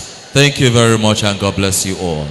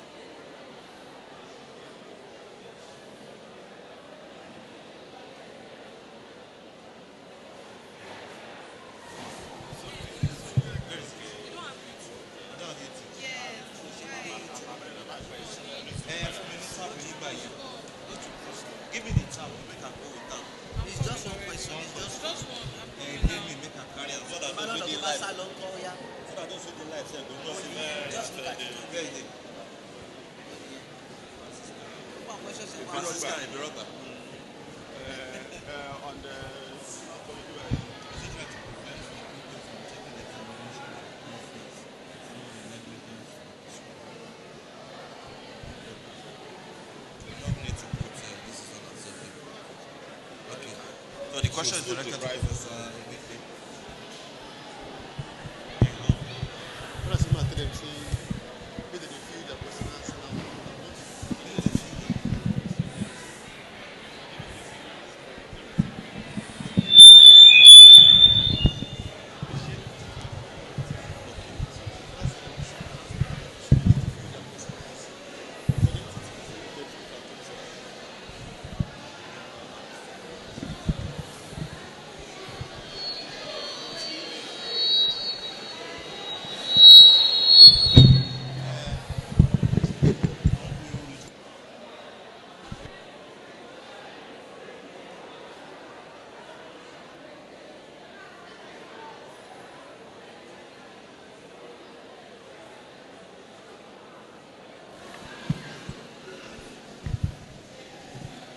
I want to welcome us back from our tea break.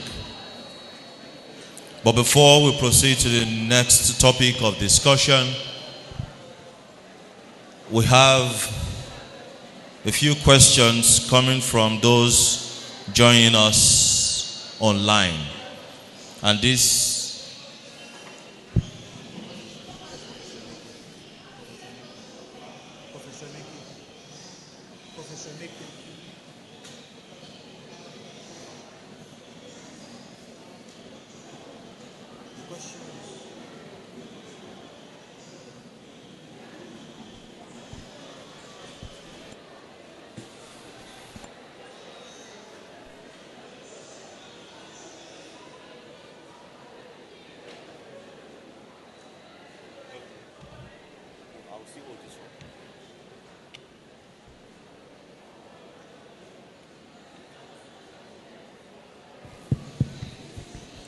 we have a few questions coming from those joining us online. And I want to presume this question is addressed to Professor Emeke. So Professor Emeke, please.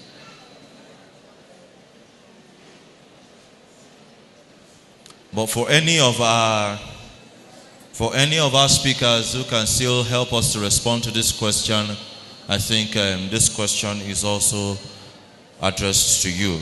So the question goes thus, that is it right to prevent the pupils from taking examination for owing fees through the negligence of the school? Is it right to prevent the pupils from taking examination for owing fees through the negligence of the school? So while our speakers prepare to give us a response to this question, I want to kindly crave your indulgence at this point in time that we have all come here today from different schools. Hello? May I have your attention, please? May I have your attention, please? We have all come here today from different schools, and it has been observed that we have all clustered together as we have come from our schools. So I think it is appropriate that while coming together for such occasion as this, it will be important that we mix up with other teachers from other schools so that we can have interactive sessions with ourselves and exchange ideas. Because while we are sitting together as a school, it is only meaning that we will only be sharing ideas within our own community or environment. So may I kindly crave your indulgence to please leave where you are seated and move to another place before we begin the next topic of discussion. Thank you very much. Or do I need to start calling the names of the schools here present? Please, let us mix up with teachers from other schools.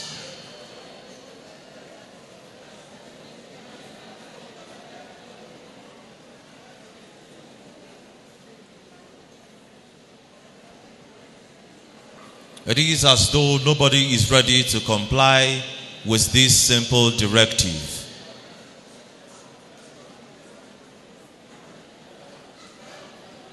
St. Peter Akpata, where are you?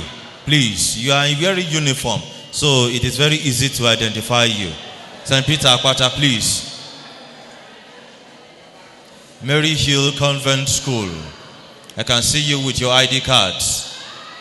Mary Hill Convent School.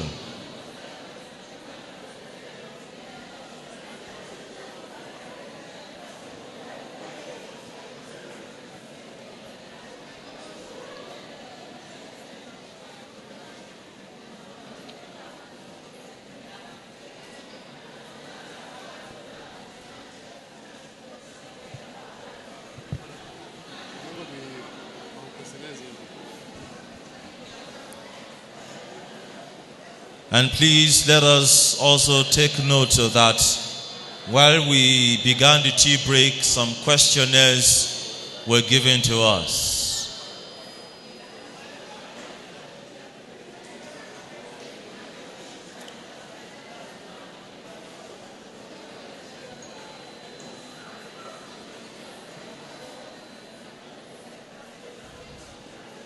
I'm sure if you really want us to communicate, you will pay attention to what I am saying,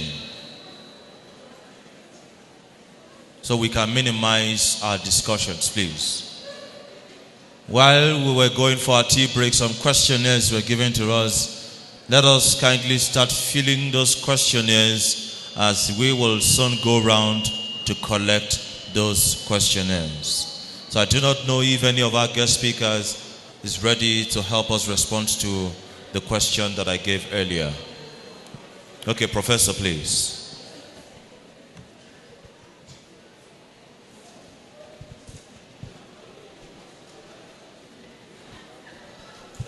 Thank you, Father. All right, hello everybody. Are we still on tea break? Really? All right, I think we can continue with the discussion. A question was sent online, and the question is that, is it justifiable to prevent a child from taking examination because he or she was yet to pay the school fees? Is that a practice in our schools? Hello, can you hear me? Is that a practice in our schools? I want to be sure. Is it practice here in our schools? Wow. For me, personally, I don't think that it is morally right to prevent a child. Hold on, I will tell you why. From taking exams, because the child was yet to pay school fees. Two wrongs cannot make a right. You are going to compound issues if you prevent that child from taking the exams. The best thing I think you should do is that allow the child to go home with the examinations. Listen, please. And then at the end of the day, you may not release the results.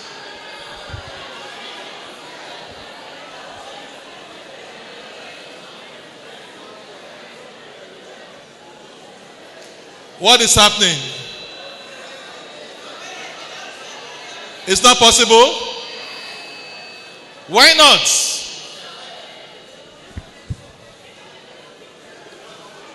But that is my personal suggestion, honestly speaking. Allow the child, it is not the fault of the child that the child could not pay school fees.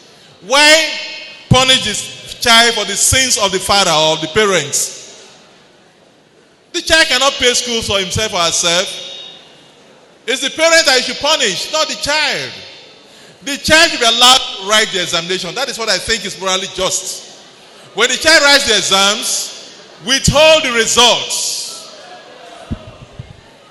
Who is saying no? Come and give me reasons. Come, let's share. Who said no? Come and tell us why you said no. Come forward, come forward.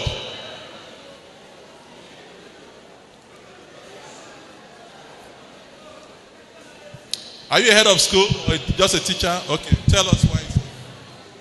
Good afternoon, everyone. Yes, it's morally wrong to prevent a child from writing exams. This we have tried in our schools. We tell their results while we allow them to take the exams. But what happens is that after that exams, because of the level of their parents, they don't know the importance of results. They will not come for that result and they will withdraw that child to another school. They withdraw the children from other school to other schools. That's what they do. Several, so many cases. They don't. What they need is population. They don't. What they need is what? Population. Yeah. So that means things are actually not going on well in our school. What she just said is that if the child is allowed to write the exams, even if you don't release the result, the parent will withdraw that child from that school and take to another school. And I asked, won't that other school request for the child's result? They said no.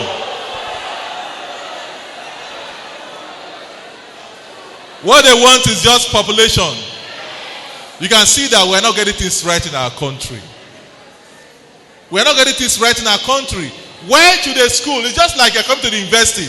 They will ask for your transcripts. If you don't see the child's last examination result, why would they admit that child?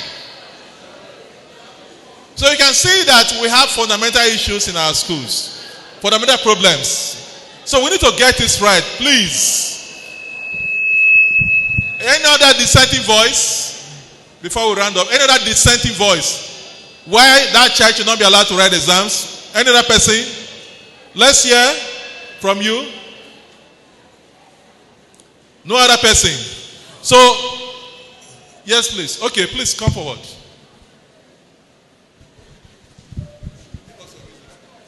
Okay. Though I know it is wrong to deprive the child, but I have come to notice that some parents, if the child should go home and said, "Mommy, I was not allowed to write exam today," the parent will rush down to the school. Not that they didn't have the money, but they were like, "It's mission school now, where you go." They will pity you. The sisters and the reverend fathers will pity you. But when the child go back and was like, "Mommy, I was not allowed to write," say, the following day, the way they turn up to pay the school fees will be massive.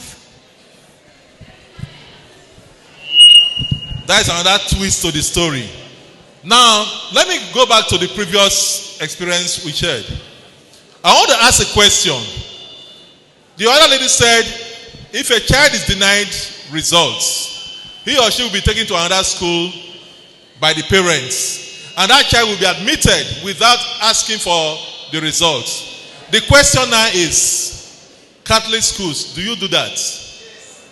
Do you accept students from other schools without seeing their results?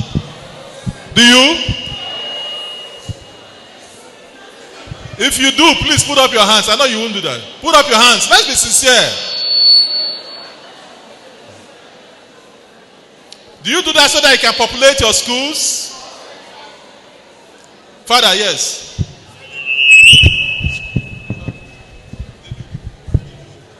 When we are talking about what it ought to be, this is what it ought to be.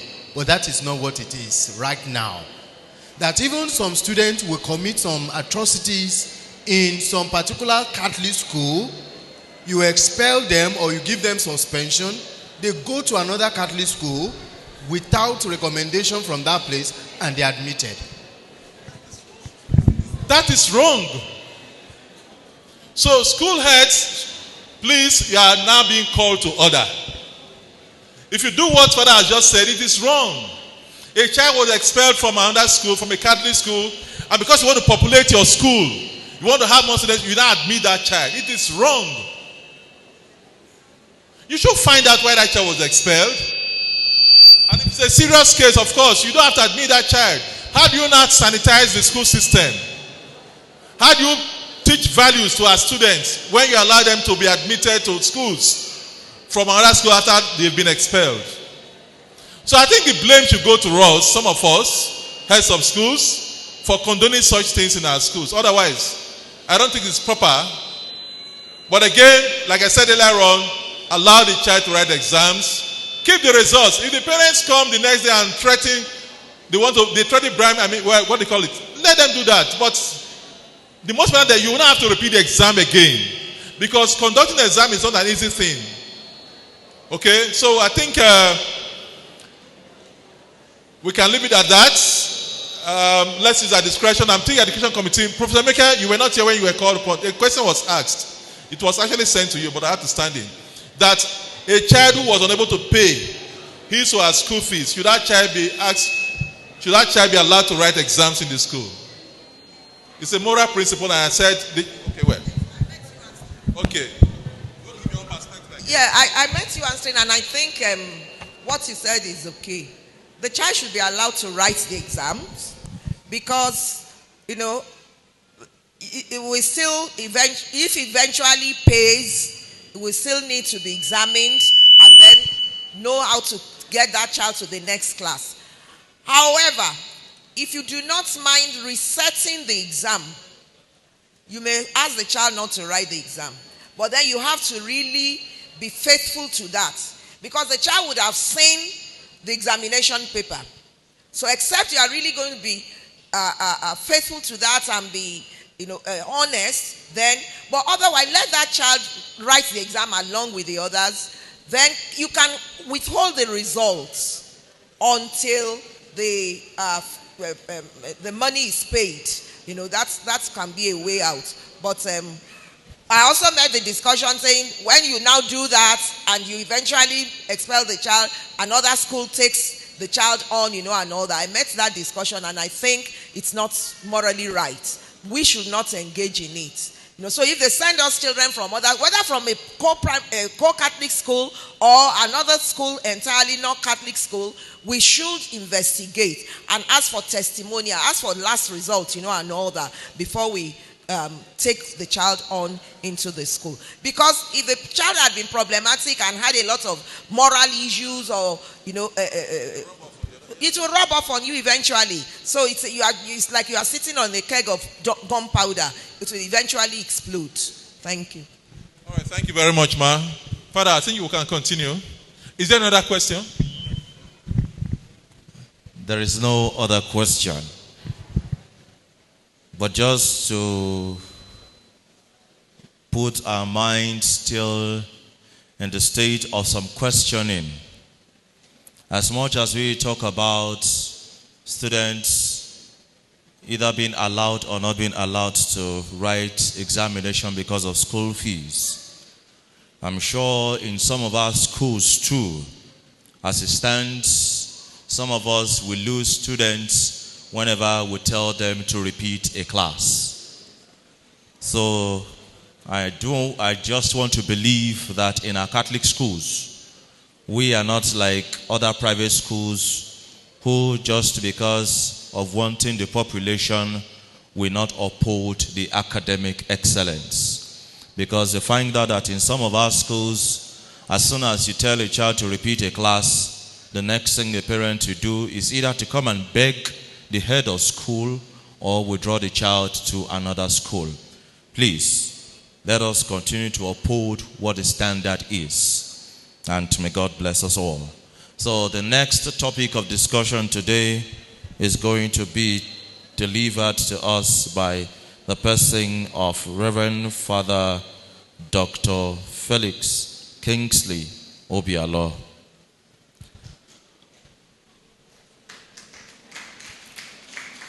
So may I humbly give the citation of Reverend Father Dr. Felix Kingsley Obialo. Felix Kingsley Obialo is a Catholic priest of the Catholic Archdiocese of Ibadan and a senior lecturer at the Dominican University, Ibadan. He is currently the pioneer director of the university's Center for Creativity and Entrepreneurial Studies. Reverend Father Obialo finished from the seminary of St. Peter and Paul, Bodija, and he had his PhD in educational evaluation from the University of Ibadan, Nigeria. He is trained as a creativity practitioner and the first Nigerian to graduate at the highest level from the International Center for the Study of Creativity, the State University of New York, at Buffalo State College, where brainstorming was invented. In addition, he has a PhD in educational evaluation from the Institute of Education, University of Ibadan. His practice has seen him mentor and facilitate cultures of creativity and innovation in the corporate world, among the SMEs and in the non-profit organizations in and outside of Nigeria. He led the Rotary International Foundation, funded Peer Leadership and Depression Prevention Nigeria, using creative problem-solving skill as an essential ingredient in preventing and coping with depression. He is currently designing curricula for creative leadership for business and organization stakeholders.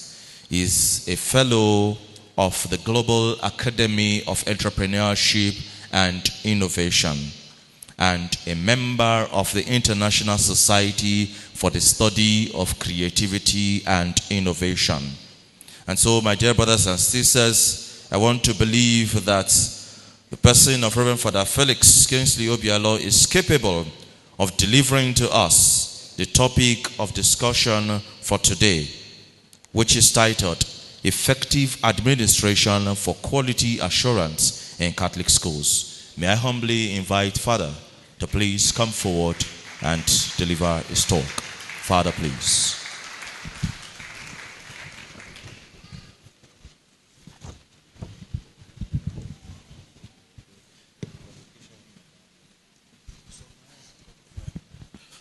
Your Grace, I want to appreciate you for finding time to attend. Over these years, I think I've not had the privilege of having you where I speak. So today is one of those few occasions. So I am very, very privileged today. My dear friends in Christ, the conversation about whether somebody who didn't pay school fees should be allowed to write exams, for me, there's no template to answer that. From the perspective of creativity, we usually suggest that if you want to solve problems creatively, you might need to have recourse to wide and unusual ideas. Therefore, I think we must recommend that each school should think about the environment in which they operate and then take decisions. We've heard people say, if you allow them to write exams, then they will take them elsewhere. That is very instructive. It means that in that environment, they don't really care about the kind of standards. And one of the things I've been mentioning is that we are here for business also, in spite of the fact that we are providing services. So we don't have to be sentimental about some decisions. So what works for us? If you didn't receive school fees, you might not be able to adequately pay your staff. Therefore, I would suggest humbly that each school should decide what they do depending on the environment in which they are operating. That is my contribution. Thank you very much. Introduction to what we are here to do today. Individuals and groups, they rely on schools for so many things, especially to achieve goals, to achieve objectives. Then schools carry the means of making this happen. So schools, they perpetuate cultures, civilizations, systems. Each society, each system decides what will go on in their schools. And so schools are very, very important. In spite of the fact that schools are very important, they could also be transformative. Schools have challenges. And one of the challenges of schools or the educational system is the issue of quality. So quality has been a topical issue in the Nigerian educational system. Today we are going to talk about quality assurance, how to use effective administrations to ensure that we have quality assurance in our different schools. Quality influences a lot of things. You know, it influences the parents' choices, the student choices, depending on how such children are exposed, how they are raised by their parents. Because we find that at times when students want to go to school, especially if they want to attend secondary schools, the parents call them at times and say, what school would you like to attend? So if you grew up in such a family background, then you have a choice in deciding which school to attend. Then of course, at the higher level, higher educational level, it becomes a very serious issue. If you believe that this school has more quality to offer than another, and you have the means to access that school, you go for it.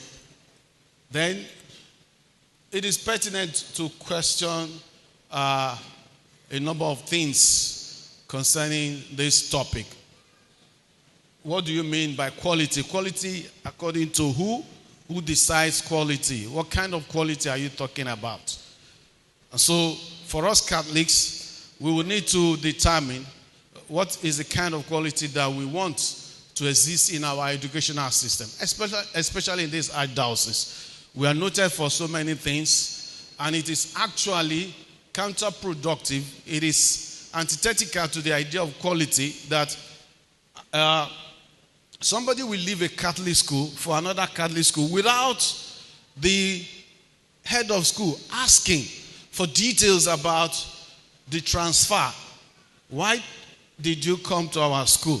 So it is very important. So if you have people who are not asking for the reason why they are transferring to their school, it is against the high standards that the Catholic education is noted for.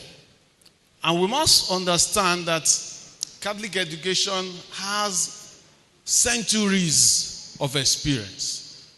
And we must not toy with it. Toiling with it will affect the quality that we are known for.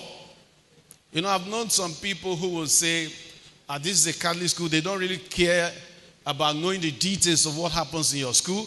They just hand over the child, their children, to the reverend fathers, to the reverend sisters, or to whoever is in charge, because such schools are Catholic. So that is the kind of quality we want to maintain. Now let's continue. We need to clear the bush.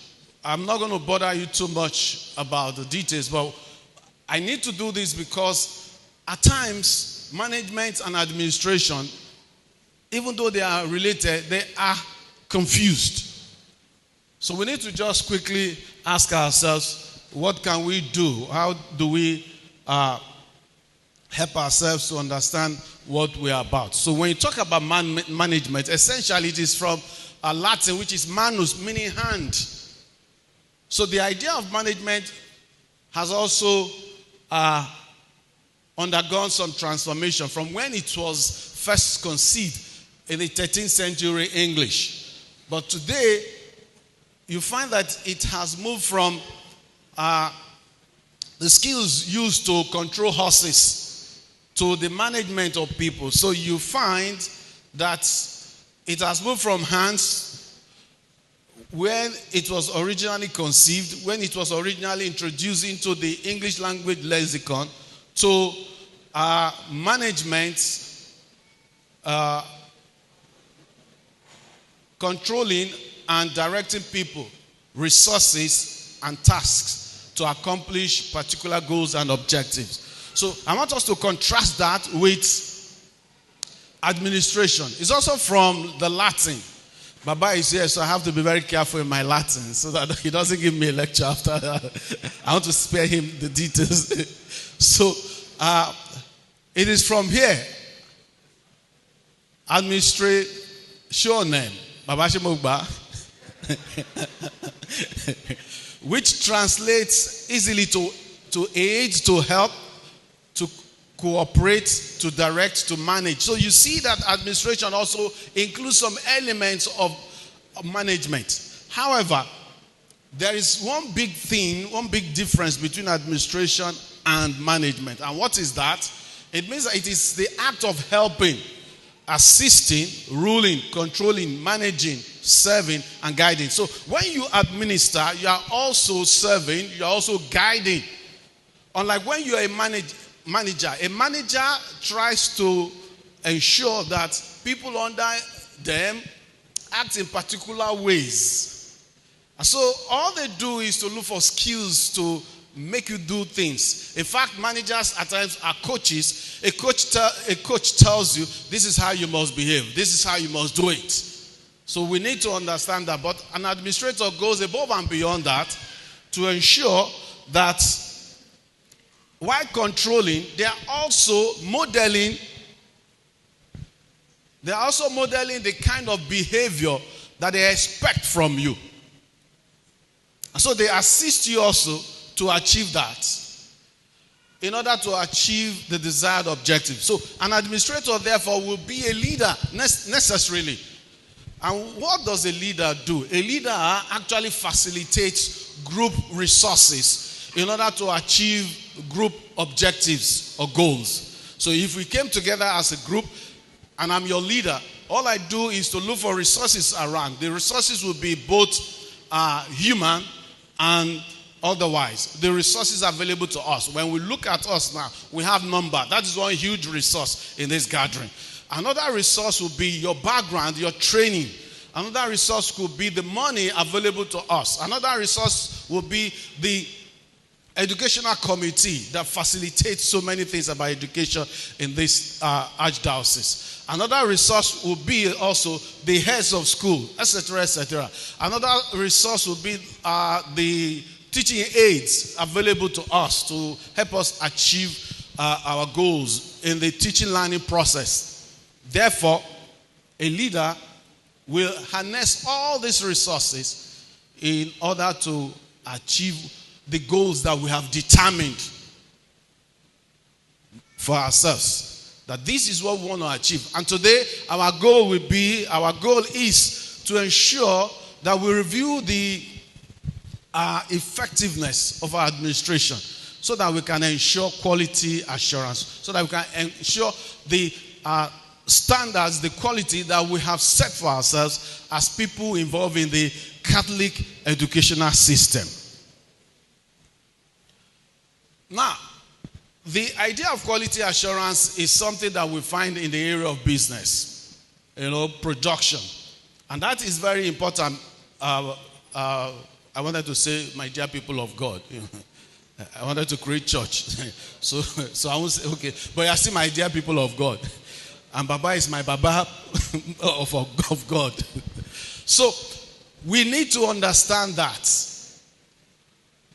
business is part of providing educational services. And that is very serious. So when you are providing educational services, it's not just that you are involved in being charitable, you are also involved in business. And that means that you will need to earn enough money, make enough money to sustain your business. It means also that you earn enough money to pay your workers, etc., etc. So let us examine from the business perspective what quality assurance is. The first one is that quality assurance is a managerial process that embraces all the systemic activities essential for providing sufficient sureness that a product will meet the required quality. And so the confidence is two ways. The first is that internally you have determined some things. So what are we expecting as people in this system? So will what we produce meet what we as a people, a body, a cooperation, a business, what we have decided will be quality for us? Then the other one is to have external consideration. The people we are producing these things for, the goods, the services we are providing for people, will it meet or will they meet the desires, the requirements of outsiders? That is very important. And so, quality assurance is a means of preventing mistakes, damages, waste, and defects in manufactured products and services. And so, it is concerned with the method or the process is executed or a product is developed. So it is concerned with the method, the process, or how a product is developed. It looks at planning, executing, evaluating, and obeying established standards that are needed to assure quality in the product. So we have two things to determine. We have two things to consider when we are talking about quality assurance. What we have determined as a body, as a business, or as an organization providing services, providing products to the outside world, and what those people who will be our customers, who will be our clients, what they will consider as quality. Meaning, therefore, that we need to also consider them when we are determining what is going to be quality. Next slide.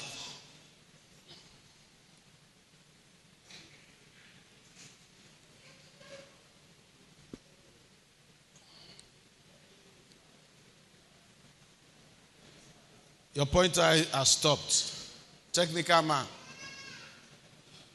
Are you touching it? So now I want us to look at what is on the screen. You see this, it's borrowed from business jargon. So you define what quality is. Then this is quality assurance. And then you measure it, then you prove upon it. So there's need for constant feedback. You evaluate. And how do you evaluate? You have to get this feedback. And on the feedback you get, you make improvement. Therefore, quality assurance is a constant thing. It's a continuous thing. It is not something that is static. When you get to a level, you examine what you can do again. And so you use the outcomes of your evaluation now to improve what you're going to present, what you're going to offer in future. So it's a continuous thing, quality assurance. But you must have people who will take care of the issue of quality. Now, it is a collective process by which an academic institution like our own guarantees that the quality of the educational process is maintained according to established standards.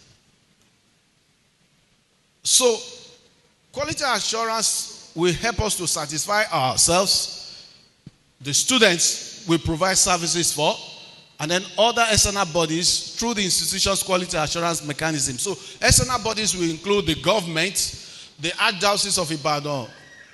What did we tell you to do for us?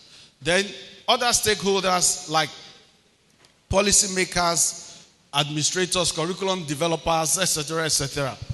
Now, we must understand that quality assurance therefore ensures that if its courses meets the proper academic and professional standards or ideals.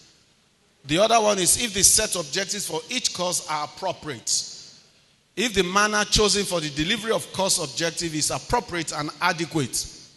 If the available resources for delivering the set course objective are adequate and appropriate. Then if the school strives continuously for the improvement of the quality of all the courses. So continuous effort, continuous struggle, continuous sacrifices to ensure that the standard, the quality for which we are known for is maintained, is improved upon. Next slide. There are at least two essential requirements to quality assurance. The first is that we must define the characteristics of quality. Remember at the beginning I said, whose quality? Who determines the quality? So we don't have to go far. We will talk about that later. So you define it. When you define it, then you ensure that somebody is also ensuring that the quality is upheld. Somebody ensures that quality is maintained. Somebody ensures that quality is promoted, quality is improved upon. And so that is the second provision, judgment of the attainment. Have we attained it? Are we there? Are we showing signs that we will get to that level where we attain the quality that we have set out to achieve from the beginning? So this may involve quantitative and qualitative assessment. You judge it. You do interviews, you give them questionnaires to answer, etc., etc. So the judgments about academic quality are made by someone. And in this case, who will determine that? The Education Committee of the Archdiocese, that is saddled with the responsibility of overseeing educational affairs in the Archdiocese. And of course, the Educational Committee will also defer to the Archbishop, who gave them the job in the first instance. Now, what are the implications of the established scenario for effective administration of quality assurance? The first one is that our schools are Catholic. The Pope Francis has told us that there's need for quality, inclusive, and child-centered education as a way of caring for the young and our common home. In Laudato Si, number 18. And of course, this must go with core Catholic educational values. So you can't bring anything into our educational system that is not Catholic, because that will not fit into the determination of what quality is about.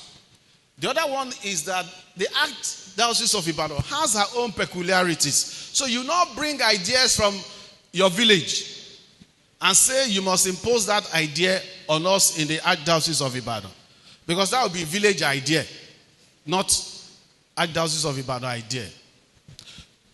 The other one is there's need to evaluate our curriculum, and this must be consistent. I have 5 minutes. This must be consistent. So there's no need to be sentimental. If our current curriculum is not achieving what we want to achieve, then we overhaul it. If there's need to correct this or that, to remove this, to add that, we'll do that, because the only thing in life that is consistent is change. So we don't say we have been doing this for 20 years, for 30 years, no need to improve. No, we must understand that that is key for sustainability. The other one is that we have a business to run. So we need to determine, convince ourselves that we are here to run a business. I think one of the problems we have is that we are not very business-like. So we need to ask ourselves, are we running a business? Because we are always conflicted. We want to provide services that will be readily accessible to the poor. We also want to make money, make profits that will help us to sustain the business we are doing. So there are some schools in this Archdiocese, they always run to the chancery from way back for the payment of staff salaries. True of us? You will not answer. So you may want to ask yourself, how do we now change that narrative? How do we change that so that your school will be sustainable? The other one is that we must make our schools competitive. So if you understand that we are in a market where we are competing with others, then you need to come up with ways, ideas that will help us to remain afloat, to become competitive. Not that when people reject others, you grab them because you are looking for what? Population. Schools, businesses that are serious, they don't look for population. In fact, they reject. There are some schools in Nigeria that are Catholic, they reject candidates. True of us. Why? Because they don't have the problem of bowing to the pressure of their competitors. Now, quality assurance team is inevitable. So I will suggest to the Educational Committee of the Archdiocese to look for a group that will be in charge of quality assurance. It is a proactive process wherein quality is created at the initial stage to ensure that the product satisfies the required standards and customer specifications. Our products are our services as educational institution. Our customers are the students. their parents and their guardians. These are their customers. Quality control brings out a workforce that is knowledgeable and skilled. Quality assurance helps in bridging the gap between school curriculum and the workplace performance. So what you teach your students will help them to prepare for the workplace. Then quality assurance assists to meet the needs of a job market that is changing rapidly. So you cannot be teaching them how to type with typewriter when people are teaching their students how to use what? Computer. So when those taught with typewriter graduate, some of you are still doing stencil to type things. You know, it's not going to make your student marketable, because when they meet their peers outside, they said they have a computer lab. Say, what is computer lab? You know, you think they will not withdraw their student. Of course they will withdraw their students. So we need to be very careful. So quality assurance procedures increase employability and support successful career outcomes. Now let's continue. Business cannot be as usual. So when we leave today and we go back to our schools, I want a situation where the heads of school will sit with their management team and the teachers and say, okay, we cannot continue to do this. Let us now assess whether we even have quality that we are upholding in our schools and see how we can make amends. That is very important. Then training and retraining of stakeholders. So we hope that we'll have the means to train continuously all the stakeholders, the teachers, whether they're management team or not, we train them and retrain them. And of course, we train also the priests periodically, because training is very important. Yeah, I heard that. So then there's need also to invest in our school system. We need to invest in our school system. We are not necessarily profit-oriented, but we need money to survive. I know Baba used to tell us in those days that till now, so without money, even though it's evil, without money you cannot do any good. Baba Shimosoto. So Baba will say that. So we need to look for how we are going to invest in our school system in order to make profit. Conclusion. Now, change is a reality of life. There's nothing you can do. It is a constant. Change is difficult. Universally, people are afraid of change. However, it is possible. So, I want to end with this quotation by my Oga and myself in one of our books. Professor Meke is my Oga in UI. So, this is what we came up with. It says, education needs the utmost care. Let us read it together so that it will sink. You cannot see it. Okay, now let me see it on your behalf and read it to you. Education needs the utmost care, as the type of education in any society determines the quality of its graduates and essentially the leaders such a society would have. This fact means that education is the undisputed tool for change. Education must be given all necessary considerations. This consideration, therefore, must include quality inputs such as quality teachers, quality teaching planning, provision of a conducive environment, and teaching aids. End of quote. Obialo and Emeka 2019. Page what? Page 2. You saw page 2, but you couldn't read it. I therefore appeal to all the stakeholders at this gathering to do a paradigm shift in their context. So those at Akpomu, those at Basharu, those at, do you have anyone in UI? So in your context, do a paradigm shift to ensure Catholic education thrives and facilitates change in our country and our archdiocese. Thanks for your generous time and attention.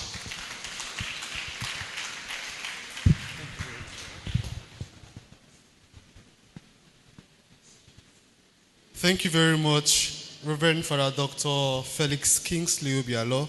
Please, may we put our hands together for him. The summary of all that Doctor has said today is that all of us should begin to build our minds for quality. Quality in teaching, quality in learning, building quality teachers, quality environment for studies. And I hope we have taken good note of that. Now we shall move to the section of questions and answer as well as contributions. And so I'm just going to be taking 4 questions because I'm sure we know that we are out of time already. 4 questions. If you know you have questions for Doctor, your hands up. 1, the man on red. Okay, one after the other. There are 2 people at the back. Someone there? There are 2 people at the back. So decide you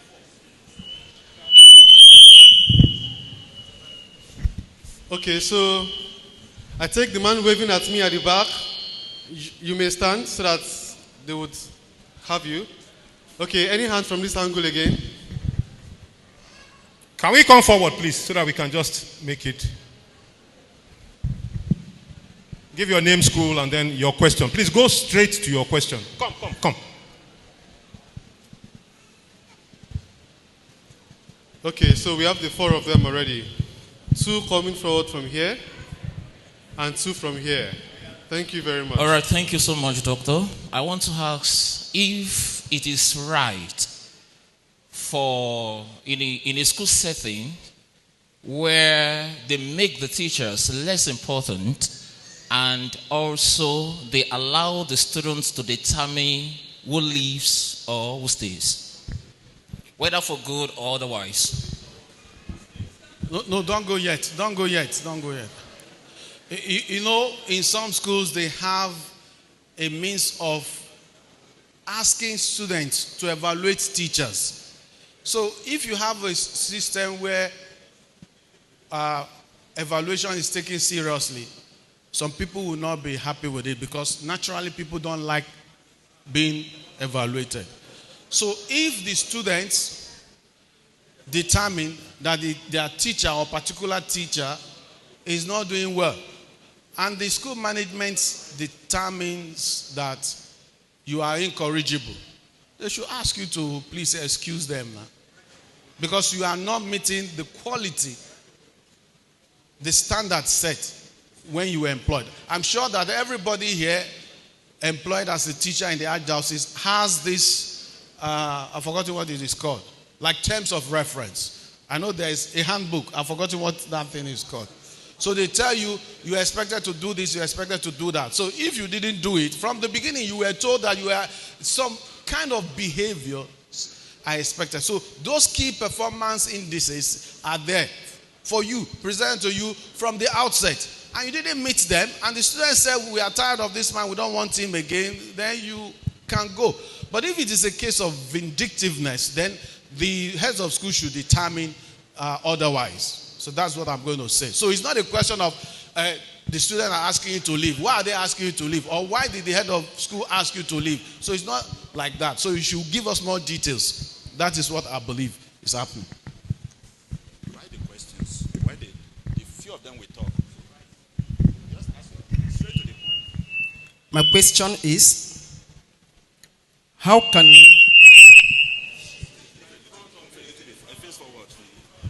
my question is this: how can quality be maintained to bring about productivity, effectiveness, and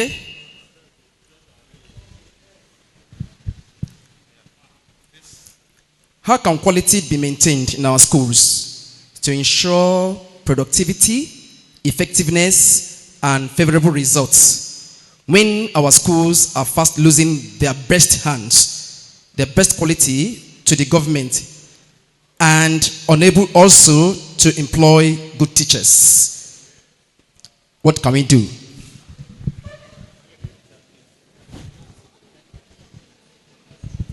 Thank you very much. Father would respond to that, to all of the questions collectively. Okay. There is a question here.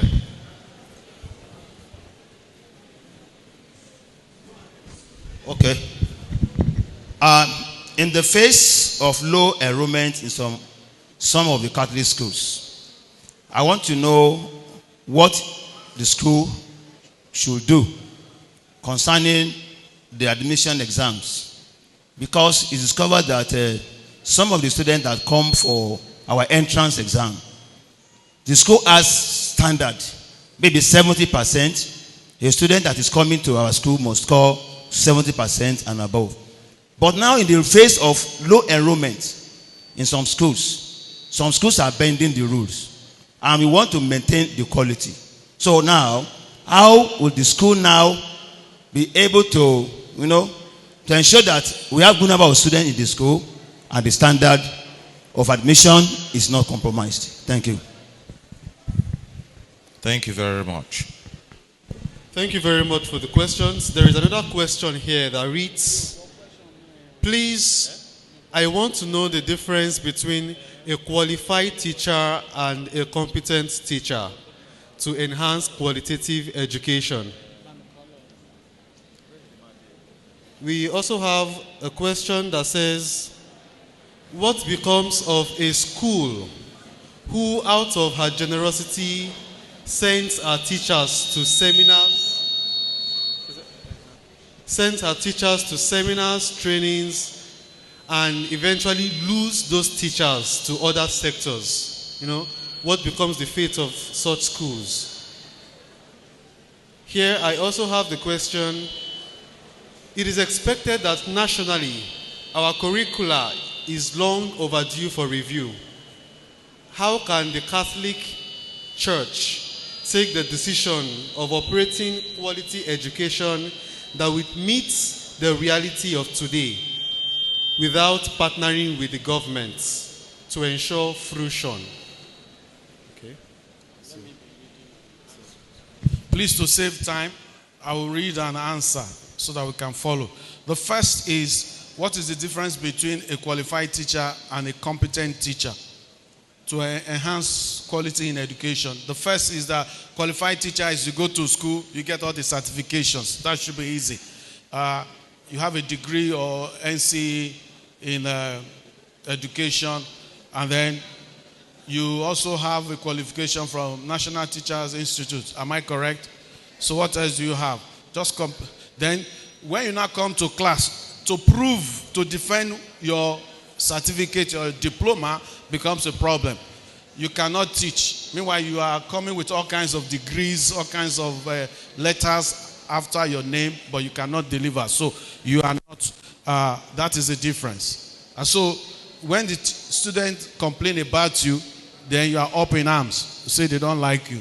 Or when your head of school corrects you, you say they don't like you. So that is the thing. So when you are qualified or overqualified, but you cannot deliver in the classroom because you are the manager of the teaching learning process as a teacher, and the student is supposed to benefit from you, and the students are not benefiting from you, then you are not competent.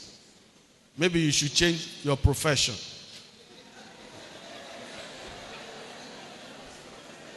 After all, a teacher was once the president of Nigeria. So the other one is what becomes of a school who out of her generosity exposes her teachers through seminars, trainings, and certifications, loses such teachers to other sectors or schools. Well, remember I mentioned that we are in a competition.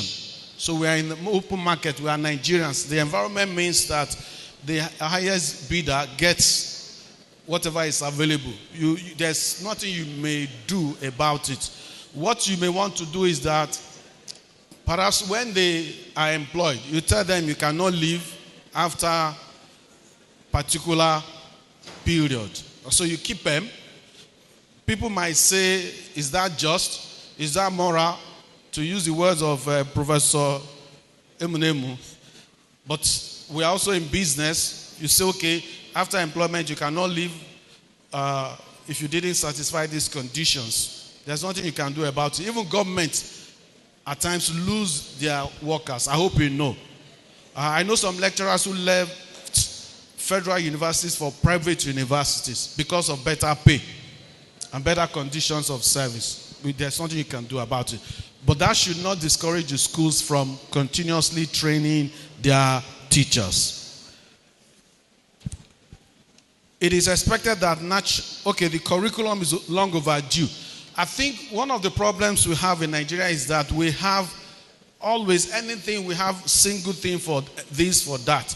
In some other countries that are more progressive, they have multiple curricula. So what customers do, you understand how I'm using customers. So what customers do is to look at your curriculum, and then they say, okay, your curriculum fits with my objective or the objectives that I have for my children.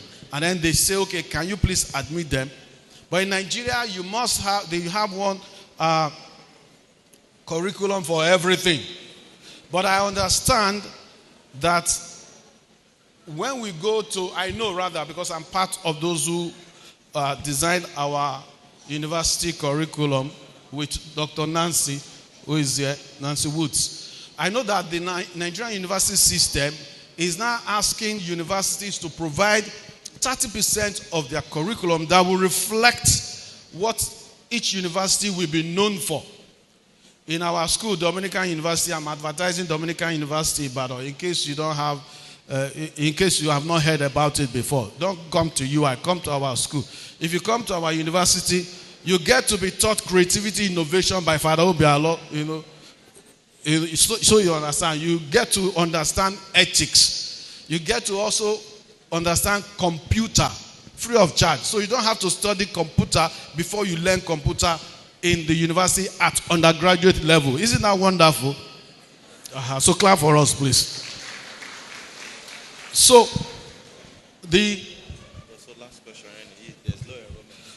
So there's nothing we can do about that because we are still running a system in Nigeria where particular bodies decide the kind of curriculum that will be run by everybody. So until that changes. So what we could do is that as Catholics, we can have some things in our curriculum that will be unique to us. So that is what we have to do. But I have found in this archdiocese in the past where teachers, heads of school, fought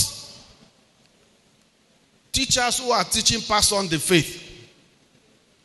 If you dispute it after now, I will tell you the names of people involved.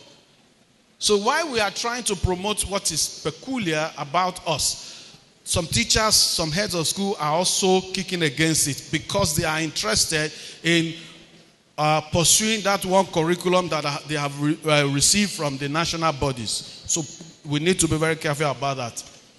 Then,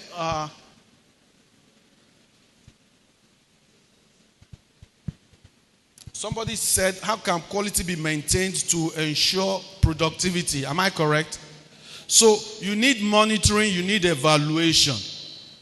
Because after talking about quality now, when we go back to our schools, we need somebody, a gatekeeper or gatekeepers, who will ensure that what you have heard today will be what? Implemented.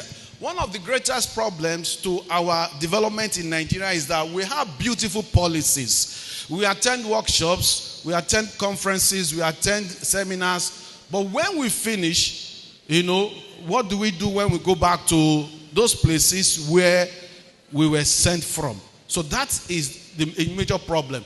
How do we implement what we have heard today? So if we go back home to our various schools, we should be able to say, okay, we have learned that quality should be maintained to ensure that our students, our graduates are employable. For instance, they are able to meet with the needs of their peers of the contemporary Nigerian society. Somebody must ensure that that is happening. If nobody is monitoring, then it will not work. So how can we maintain the standard of school without compromising the requirements of the school?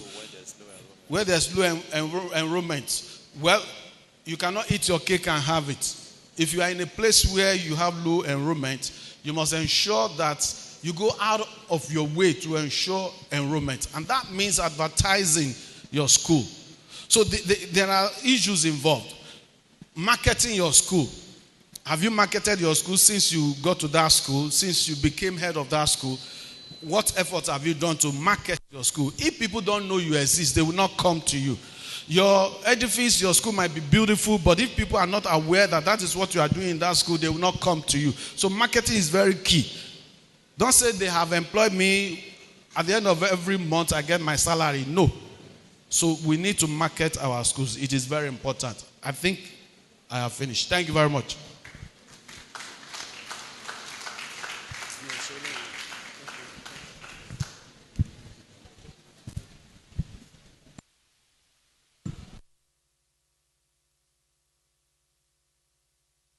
Please let us put our hands together for Father Dr. Felix Kingsley Obialo. Okay, so we have spoken so much about holistic development that education brings, but there is often these other aspects of human development that we don't so much pay attention to. You know, we realize that yes, school develops every individual physically, you know, but there is one aspect that we look at, and that's why we find out there are many graduates who are committing suicide, they are jumping into lakes, you know, they're killing themselves, and there is one aspect we tend to forget. And that is why the next topic is coming to try to merge education with psychology. Yeah, even in our schools, we don't have all those psychological structures that help us groom mature minds. So that is why we have no other capable hand to have this discussion than Dr. Sylvester Eze, a clinical psychologist. Before he comes forward, before our applause for him, let me quickly read his citation.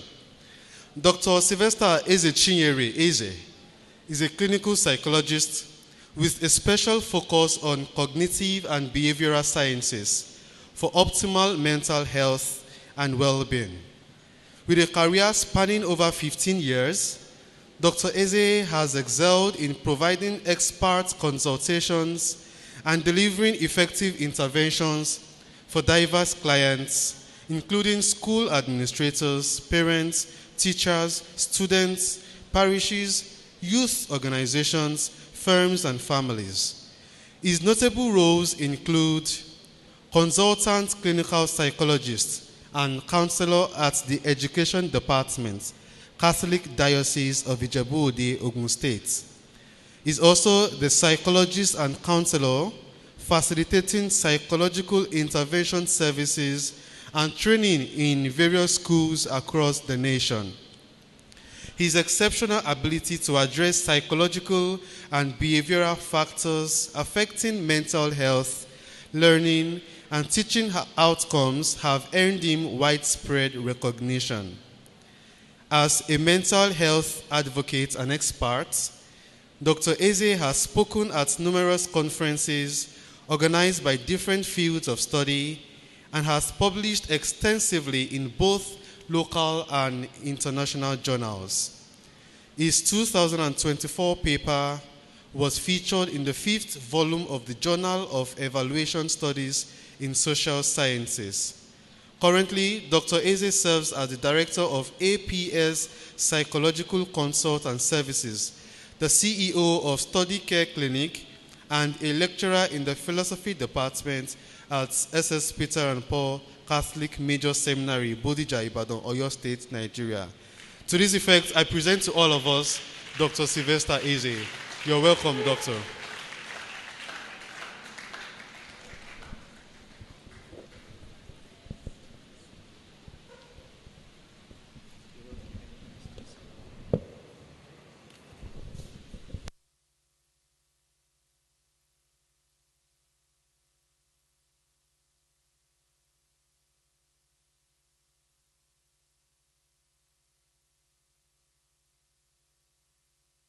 Your Grace, Reverend Fathers, esteemed professors and doctors, distinguished teachers, rightly seated, good afternoon.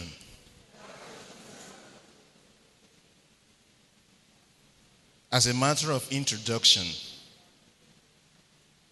in our climb, it is a known fact that the most engaged aspect of human existence and human nature is the one often ignored and neglected.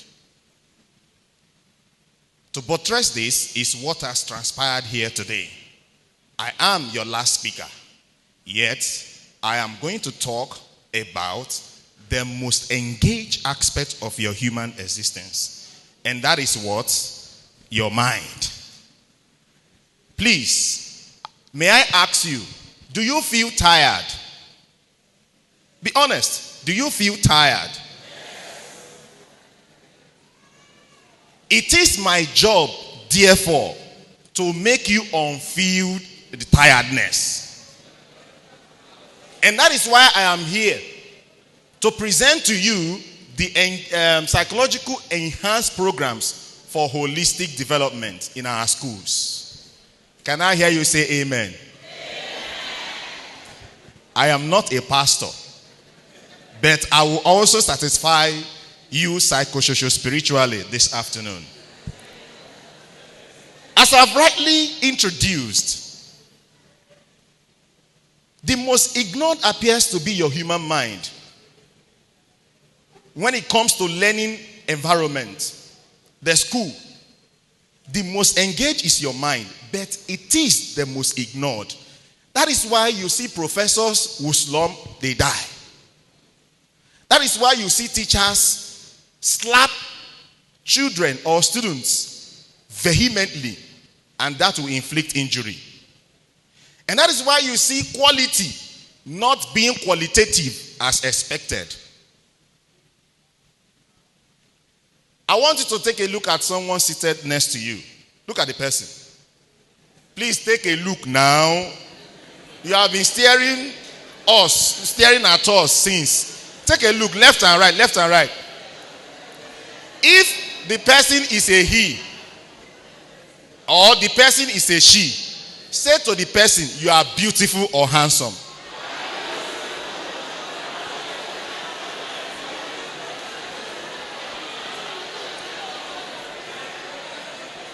Okay.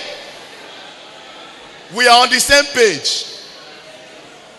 I have taken away the tiredness. Now you are feeling fine. A round of applause for me now. Okay. Now listen. When you expose yourself and the students to a dilapidated infrastructural environment, what you are simply doing is to predispose and precipitate distress. Too much grammar, Abi. Moma muwale, moma muwale, moma muwale. I am a therapist. My job is to communicate, to ensure you understand and feel what I am saying. Looking at the person next to you, if the person is handsome, naturally you will put up a smile. If the person is beautiful, you will put up a smile. Now listen. Do you know that your appearance can trigger improved mental health or cause emotional distress? The brain boss for all actions of our human existence is our mind. And that is why the mind is the central processing unit of everything we are doing. You are laughing, is the mind that is at work. You are frowning, is the mind that is at work. Sister is pressing his phone, it is the mind that is at work. Brother is pressing phone, it is as mind that is at work. You enjoy the pop-off, it is the mind that is at work. Now, hear this. Hear this. There is a prevalence of abandonment and sufferers found by some scholars. WHO revealed that 1 out of 8 adults, whether you are a professor, whether you are a bishop, whether you are a priest, 1 out of 8 adults suffers from psychological distress. Check is a wala.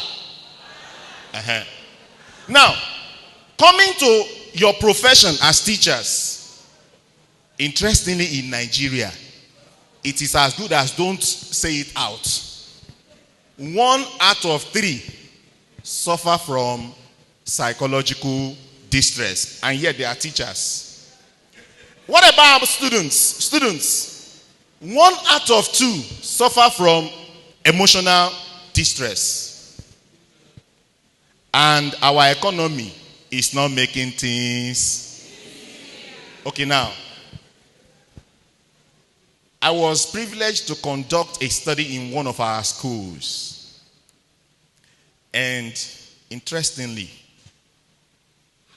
1 out of 2 significantly suffered from psychological distress symptoms. Hello. Father, I know I have 20 minutes and I will use my 20 minutes. Okay. Signs and symptoms. Orí fífọ́, ẹsẹ̀ ń dùn mí, inú ń ro mí, anya na-ara m ahụ, ntị na-egbu m mgbu. All those things, when you present yourself to the hospitals, they see nothing. True or false? Kì í ṣe ayé ló ń ṣe ẹ́.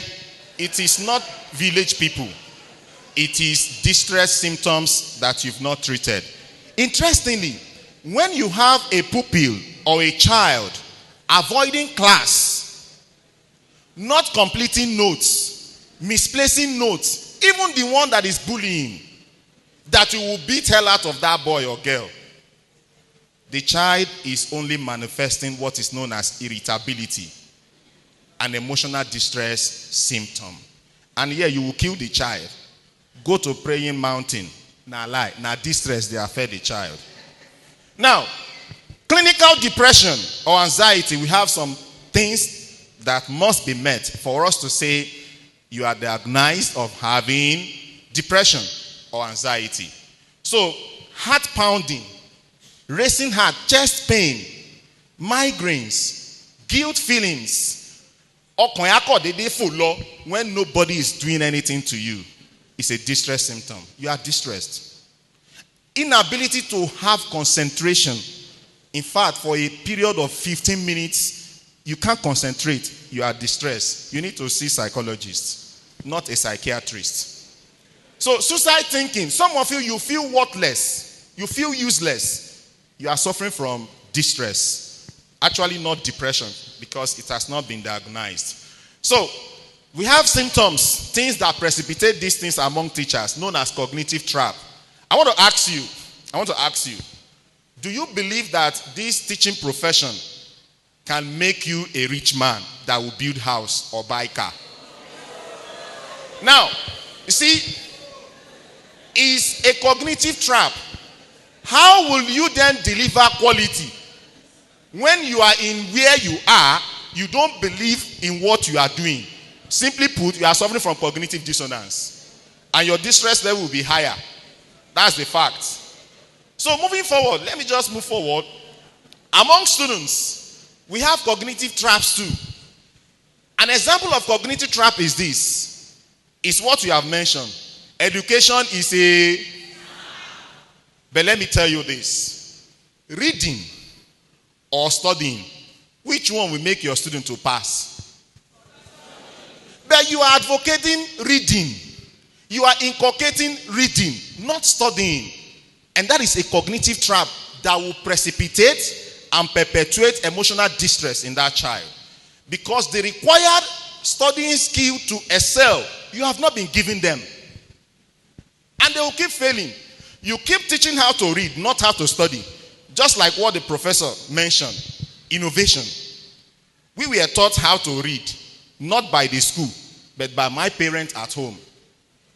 How about you?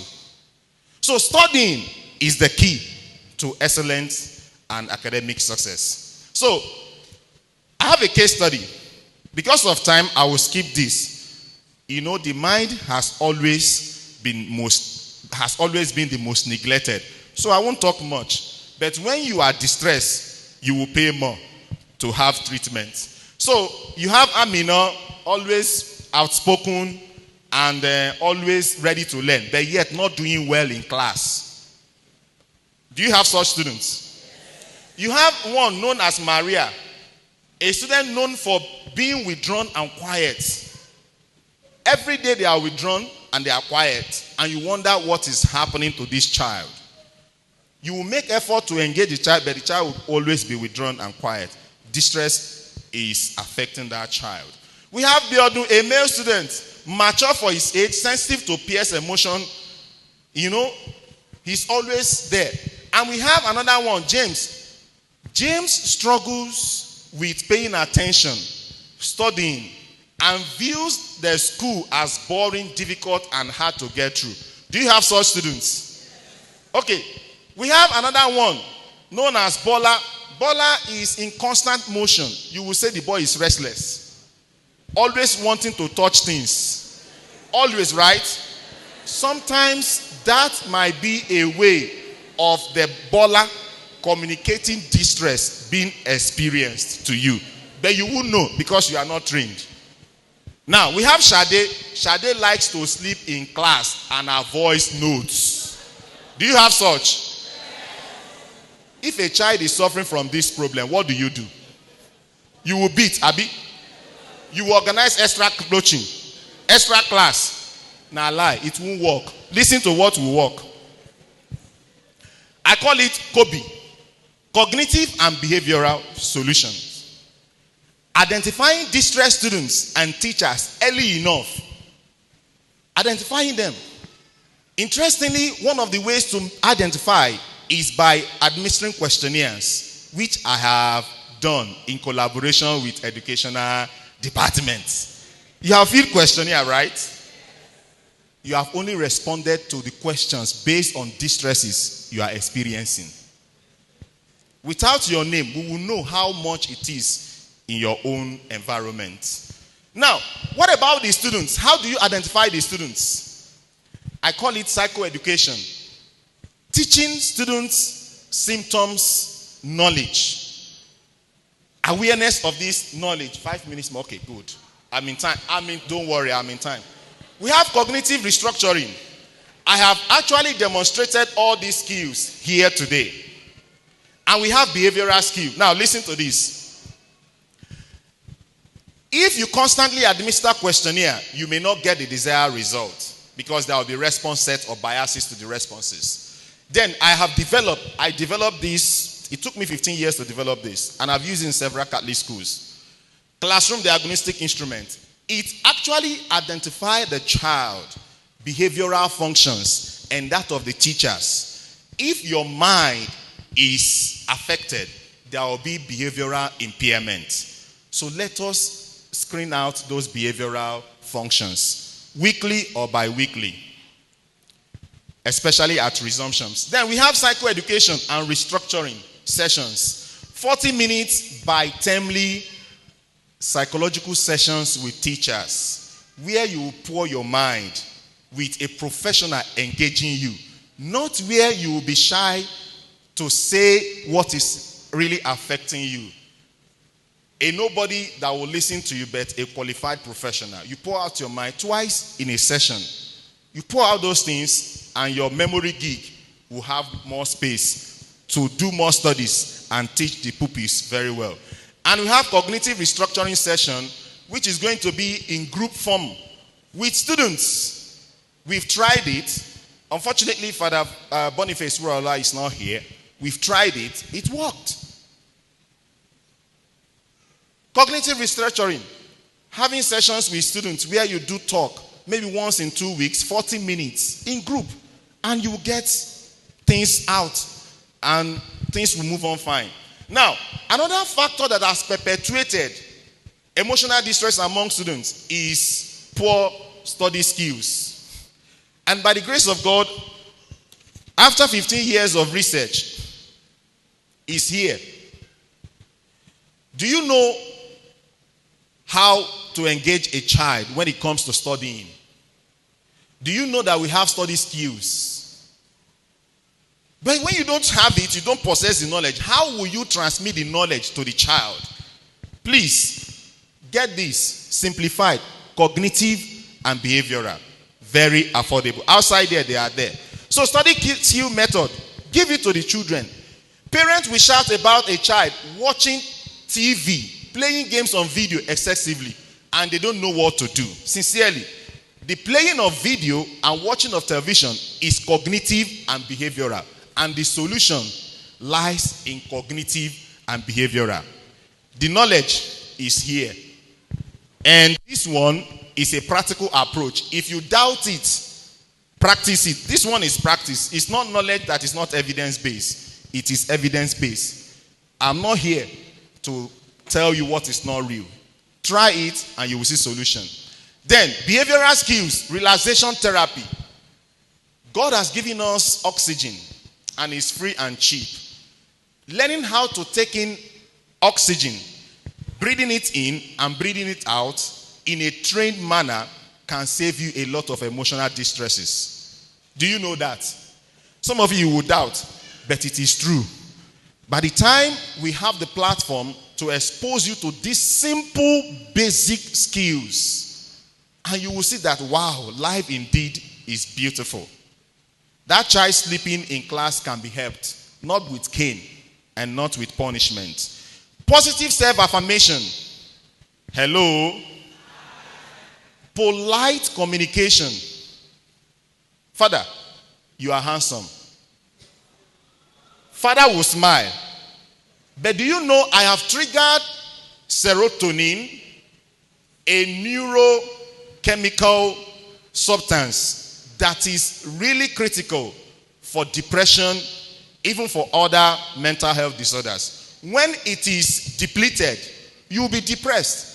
But by mere words, positive self-affirmation and communication, it can be sustained high. Those taking substance, nicotine, caffeine, marijuana, what are they looking for? They are only looking for things to sustain the threshold of this neurochemical substance in their brain.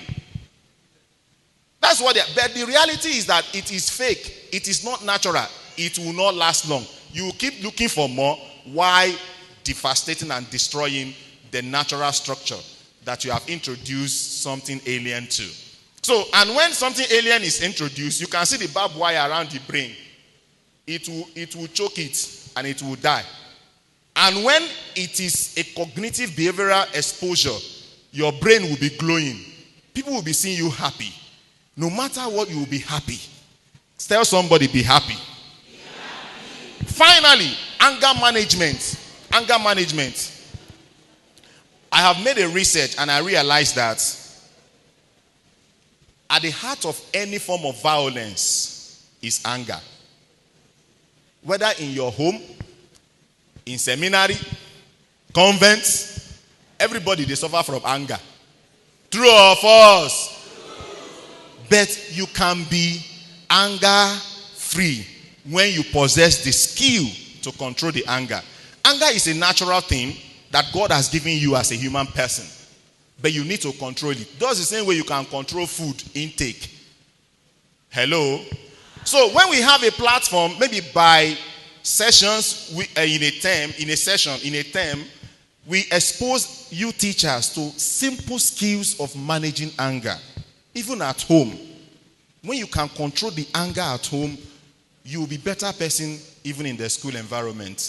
So, conclusively, a system where there is lack of immediate will to provide care for mental health symptoms, the later loss or damage is often huge. Thank you and God bless you.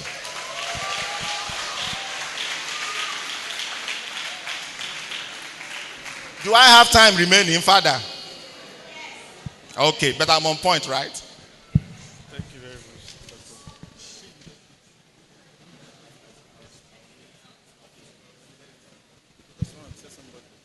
Okay, so let me put my book outside if they want.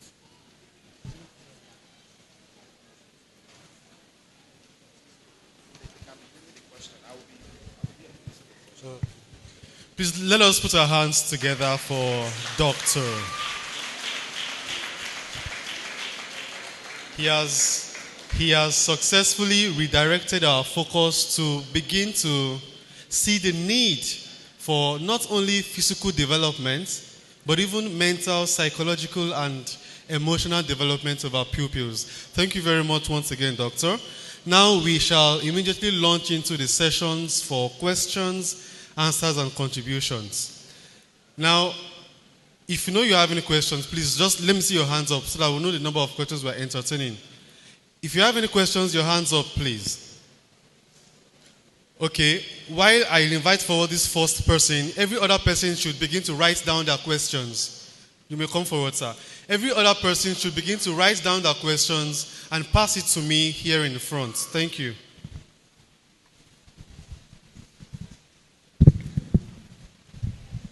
Good afternoon, everyone. With the lecture we just had now, I'm a teacher. I'm teaching set of students. But I noticed that the students, they are not following my page. Is it my own problem or the problem of the students?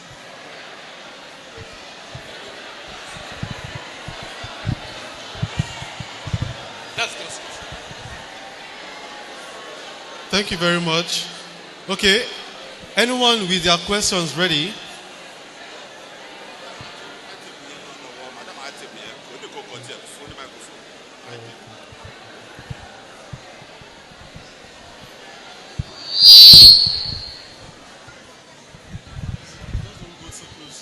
I can stand.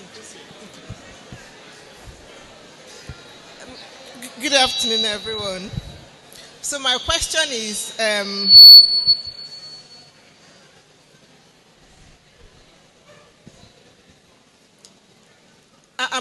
happy about the last speaker because I had jotted this down earlier. One thing that we've left out so far is how to correct students who have erred. I know that sometimes when the pupils do bad things, it's either we flog them or we ask them to pick papers around the school. Is there a way of doing constructive correction of these students? So instead of flogging them or asking them to pick papers, maybe you ask them to sit down and read their book for 30 minutes. Is there anything we can do to correct students aside flogging and asking them to pick papers? Thank you. Thank you very much, Ma.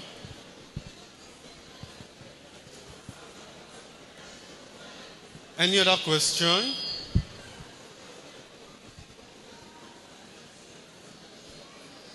Any other question? Okay, thank you very much, sir.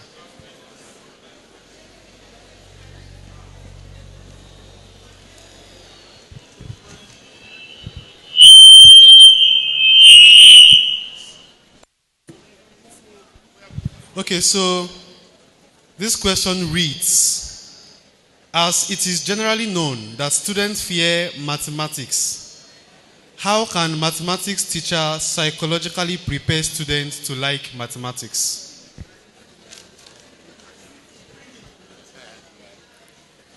Okay, how can the school management identify teachers?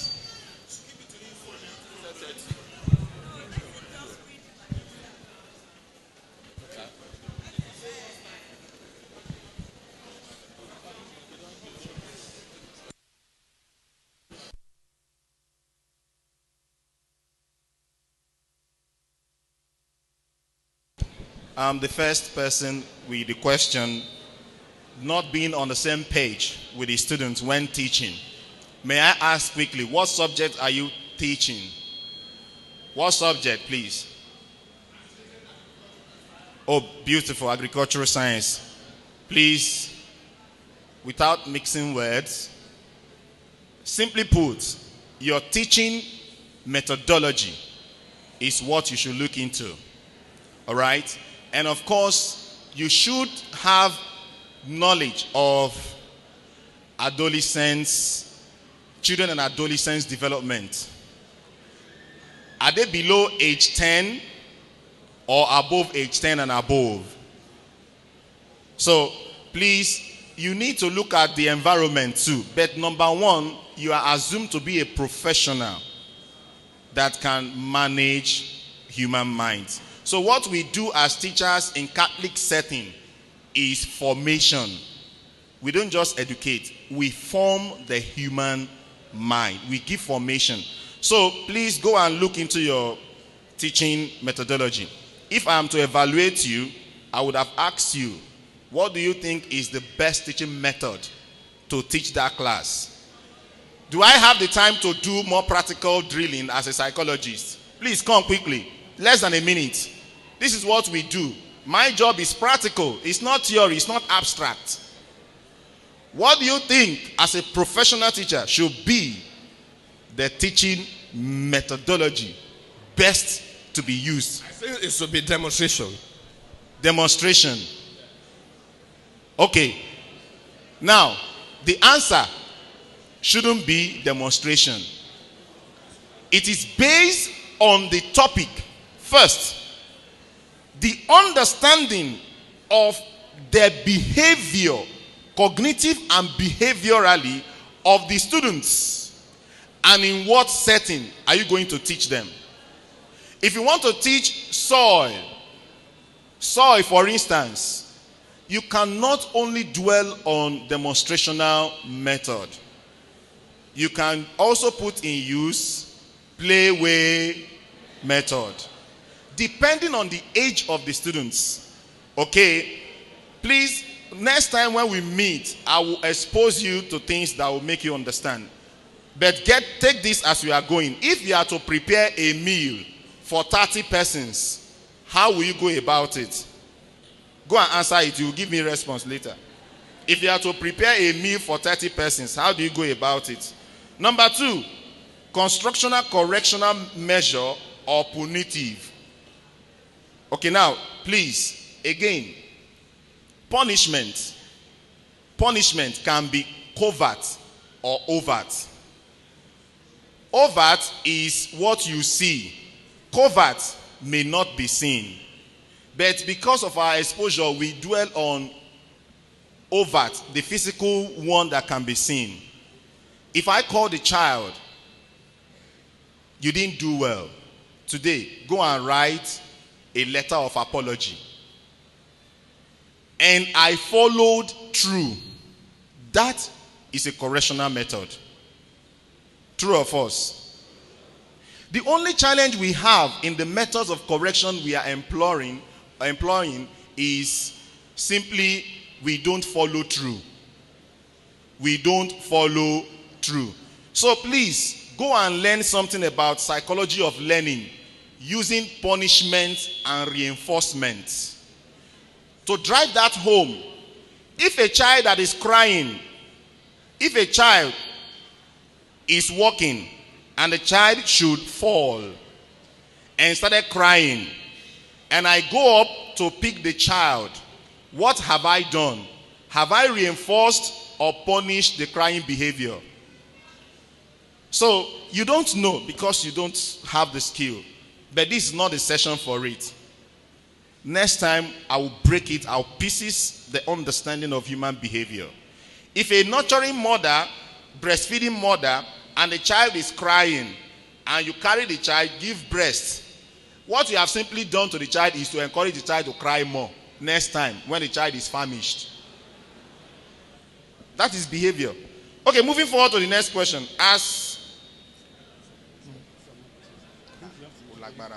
Okay.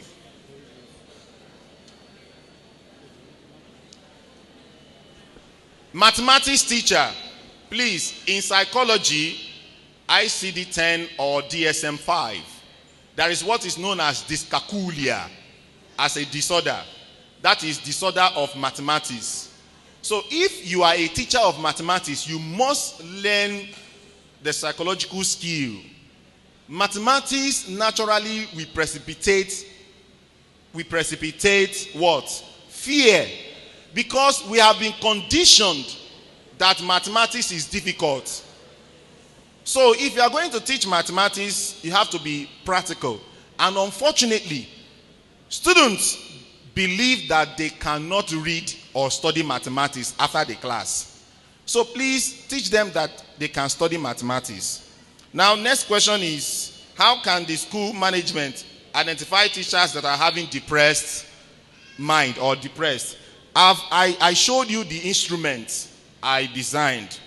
Please, first week, you will identify the teacher without the teacher knowing that you are actually doing screening, because what you are doing is a simple thing that they are. In fact, it's a teacher that will use the instrument and they will key in the things and you will identify. And once you've identified, it is absolutely private business.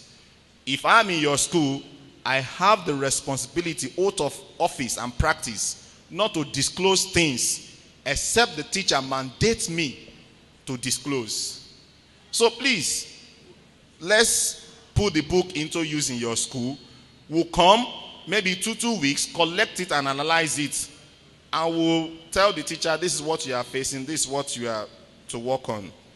So, how can you help students who can speak well but can't write? Okay, simply put, how can you help a child that can speak well that cannot write? It's very simple. You know, I've been saying very simple, very simple.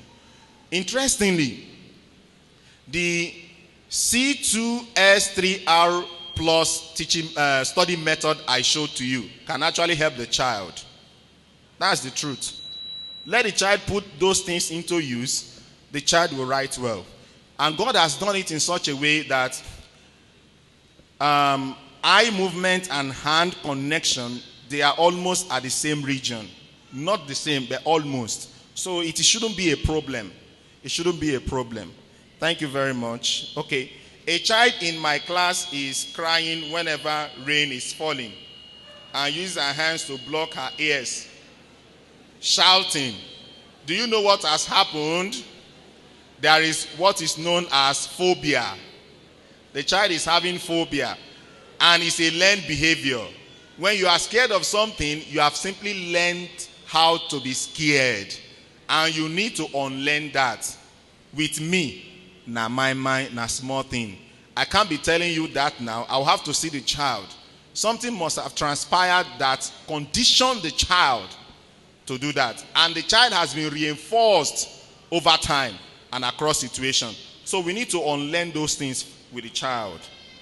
Now, from the example you gave of the students in class, Bola is restless. If the student is suffering from ADHD by nature, is it the same thing as the child being depressed? ADHD, attention deficit hyperactivity disorder. You are not in the qualified position to label the child as suffering from ADHD. Hello. Please, children naturally, they are filled with energy. A lot of schools I don't want to mention places, they are using it to rip off parents. Unprofessional people will tell you, ADHD. If you now ask them, is it the attention deficit or hyperactivity, which one? They will say, Yeah, they would have told you your child is suffering from ADHD. Stop using those terms. You are only stigmatizing innocent children. All of us, we played rough when growing up. And our parents, in fact, they did a lot. But for you to do your own now, you are tired.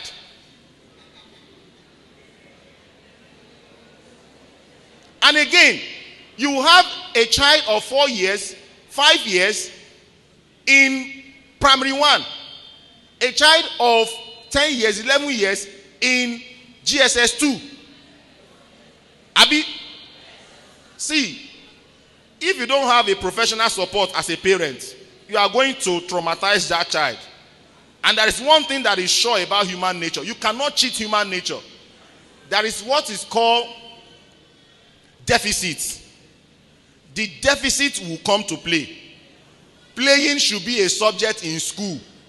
Play should be a subject in school, but must be monitored and supervised objectively. So please don't come with ADHD until you are able to diagnose that.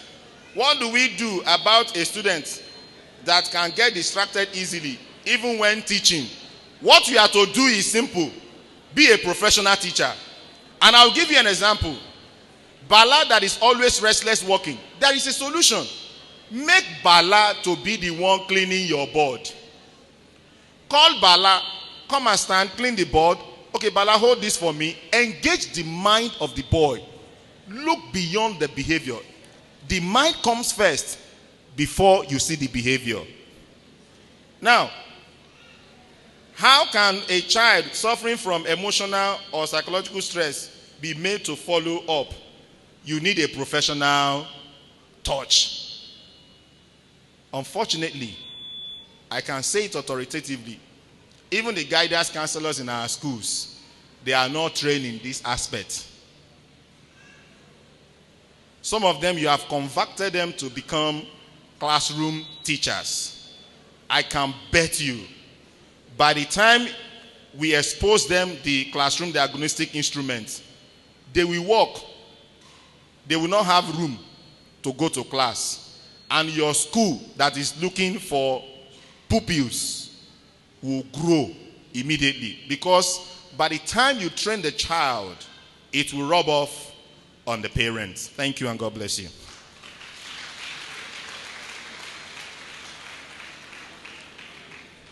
I hope I've attended to all the questions here.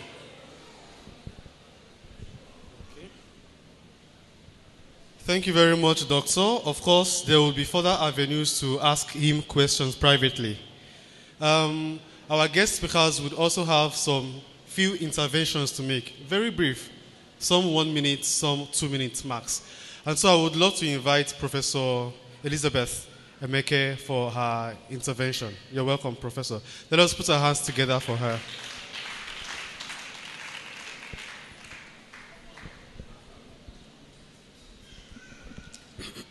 Thank you, Father.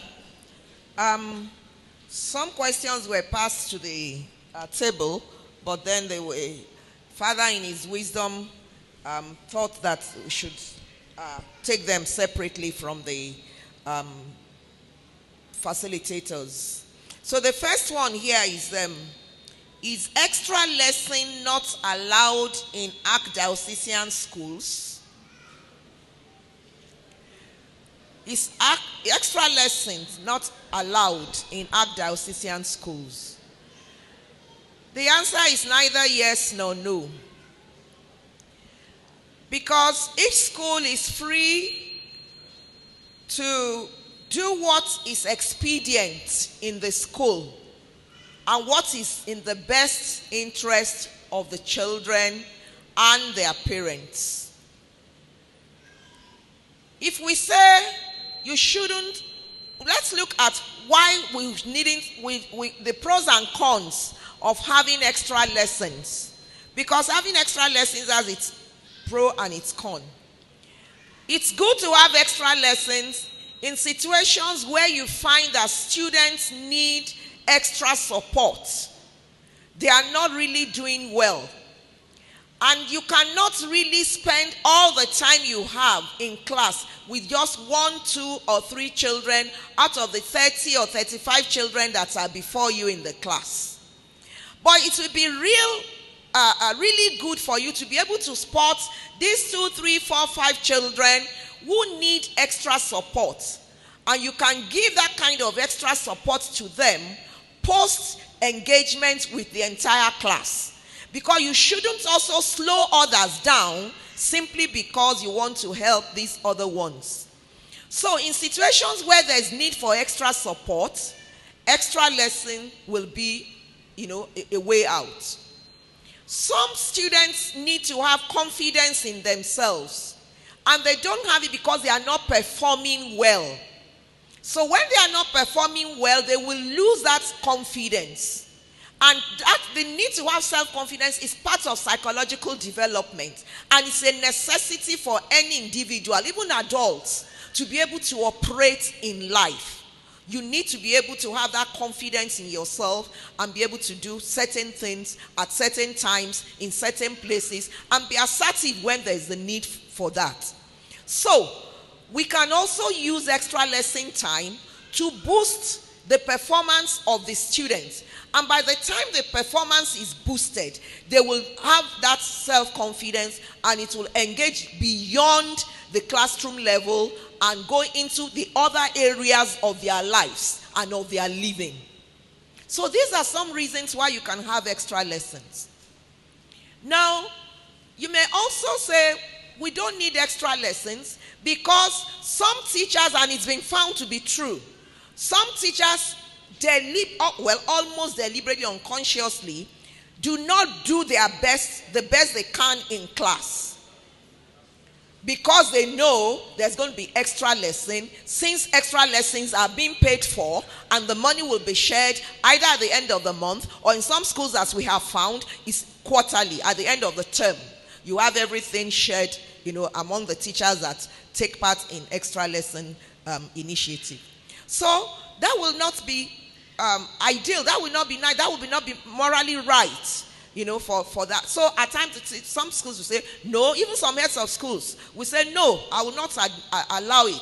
If you spend enough time and quality time with your students and things you need to do, you do them well, you do not need extra lessons for these children. So some heads of schools do not allow it in their schools. Now, we also find that the money that is involved in paying for extra lessons, some people find it difficult to pay. So what are we saying? Now, what we in the education committee of the Archdiocese recommend is that you can organize extra lessons where you find the need for it. Under no circumstance must extra lesson be made compulsory. Let parents decide that they want to have extra lessons for their for their children, and they pay the money that is you charge for it. And when you as heads of schools have also investigate and look into the situation in your schools, and you know that your teachers are not being lazy, they are doing their best, and children need this extra support. But we've heard complaints of school. We've been to PTA sessions where parents have complained to us that they say our children must take part in extra lesson. We must pay, and we don't want to pay. So some of them told us about situations where they had 3 children, in different schools. One is in your school, the other 2, or even the other 2 are in two other schools, or the other 2 are in another school. One is in primary, one is in secondary, and all that. And then they say when this one closes, we pick them together, and you are saying extra lesson extends till 4 p.m. or 3:30 or whenever, and this other one has closed and doesn't do extra lesson, and our place is fine. So we want to take them, but sister said, father said, principal said, we must engage us. That should not be. Please, when parents want to have it and you see the need for it, allow them and organize it for them. But we also know that there have been situations where the extra lessons have been abused, even by parents. Some parents ask you to organize extra lessons for them because they do not want to take responsibility on their children. They just want to dump them with you for as long as they care. And that's part of what Dr. Eze is saying. We must be able to look into the psychology of some of these things and not just, get into them because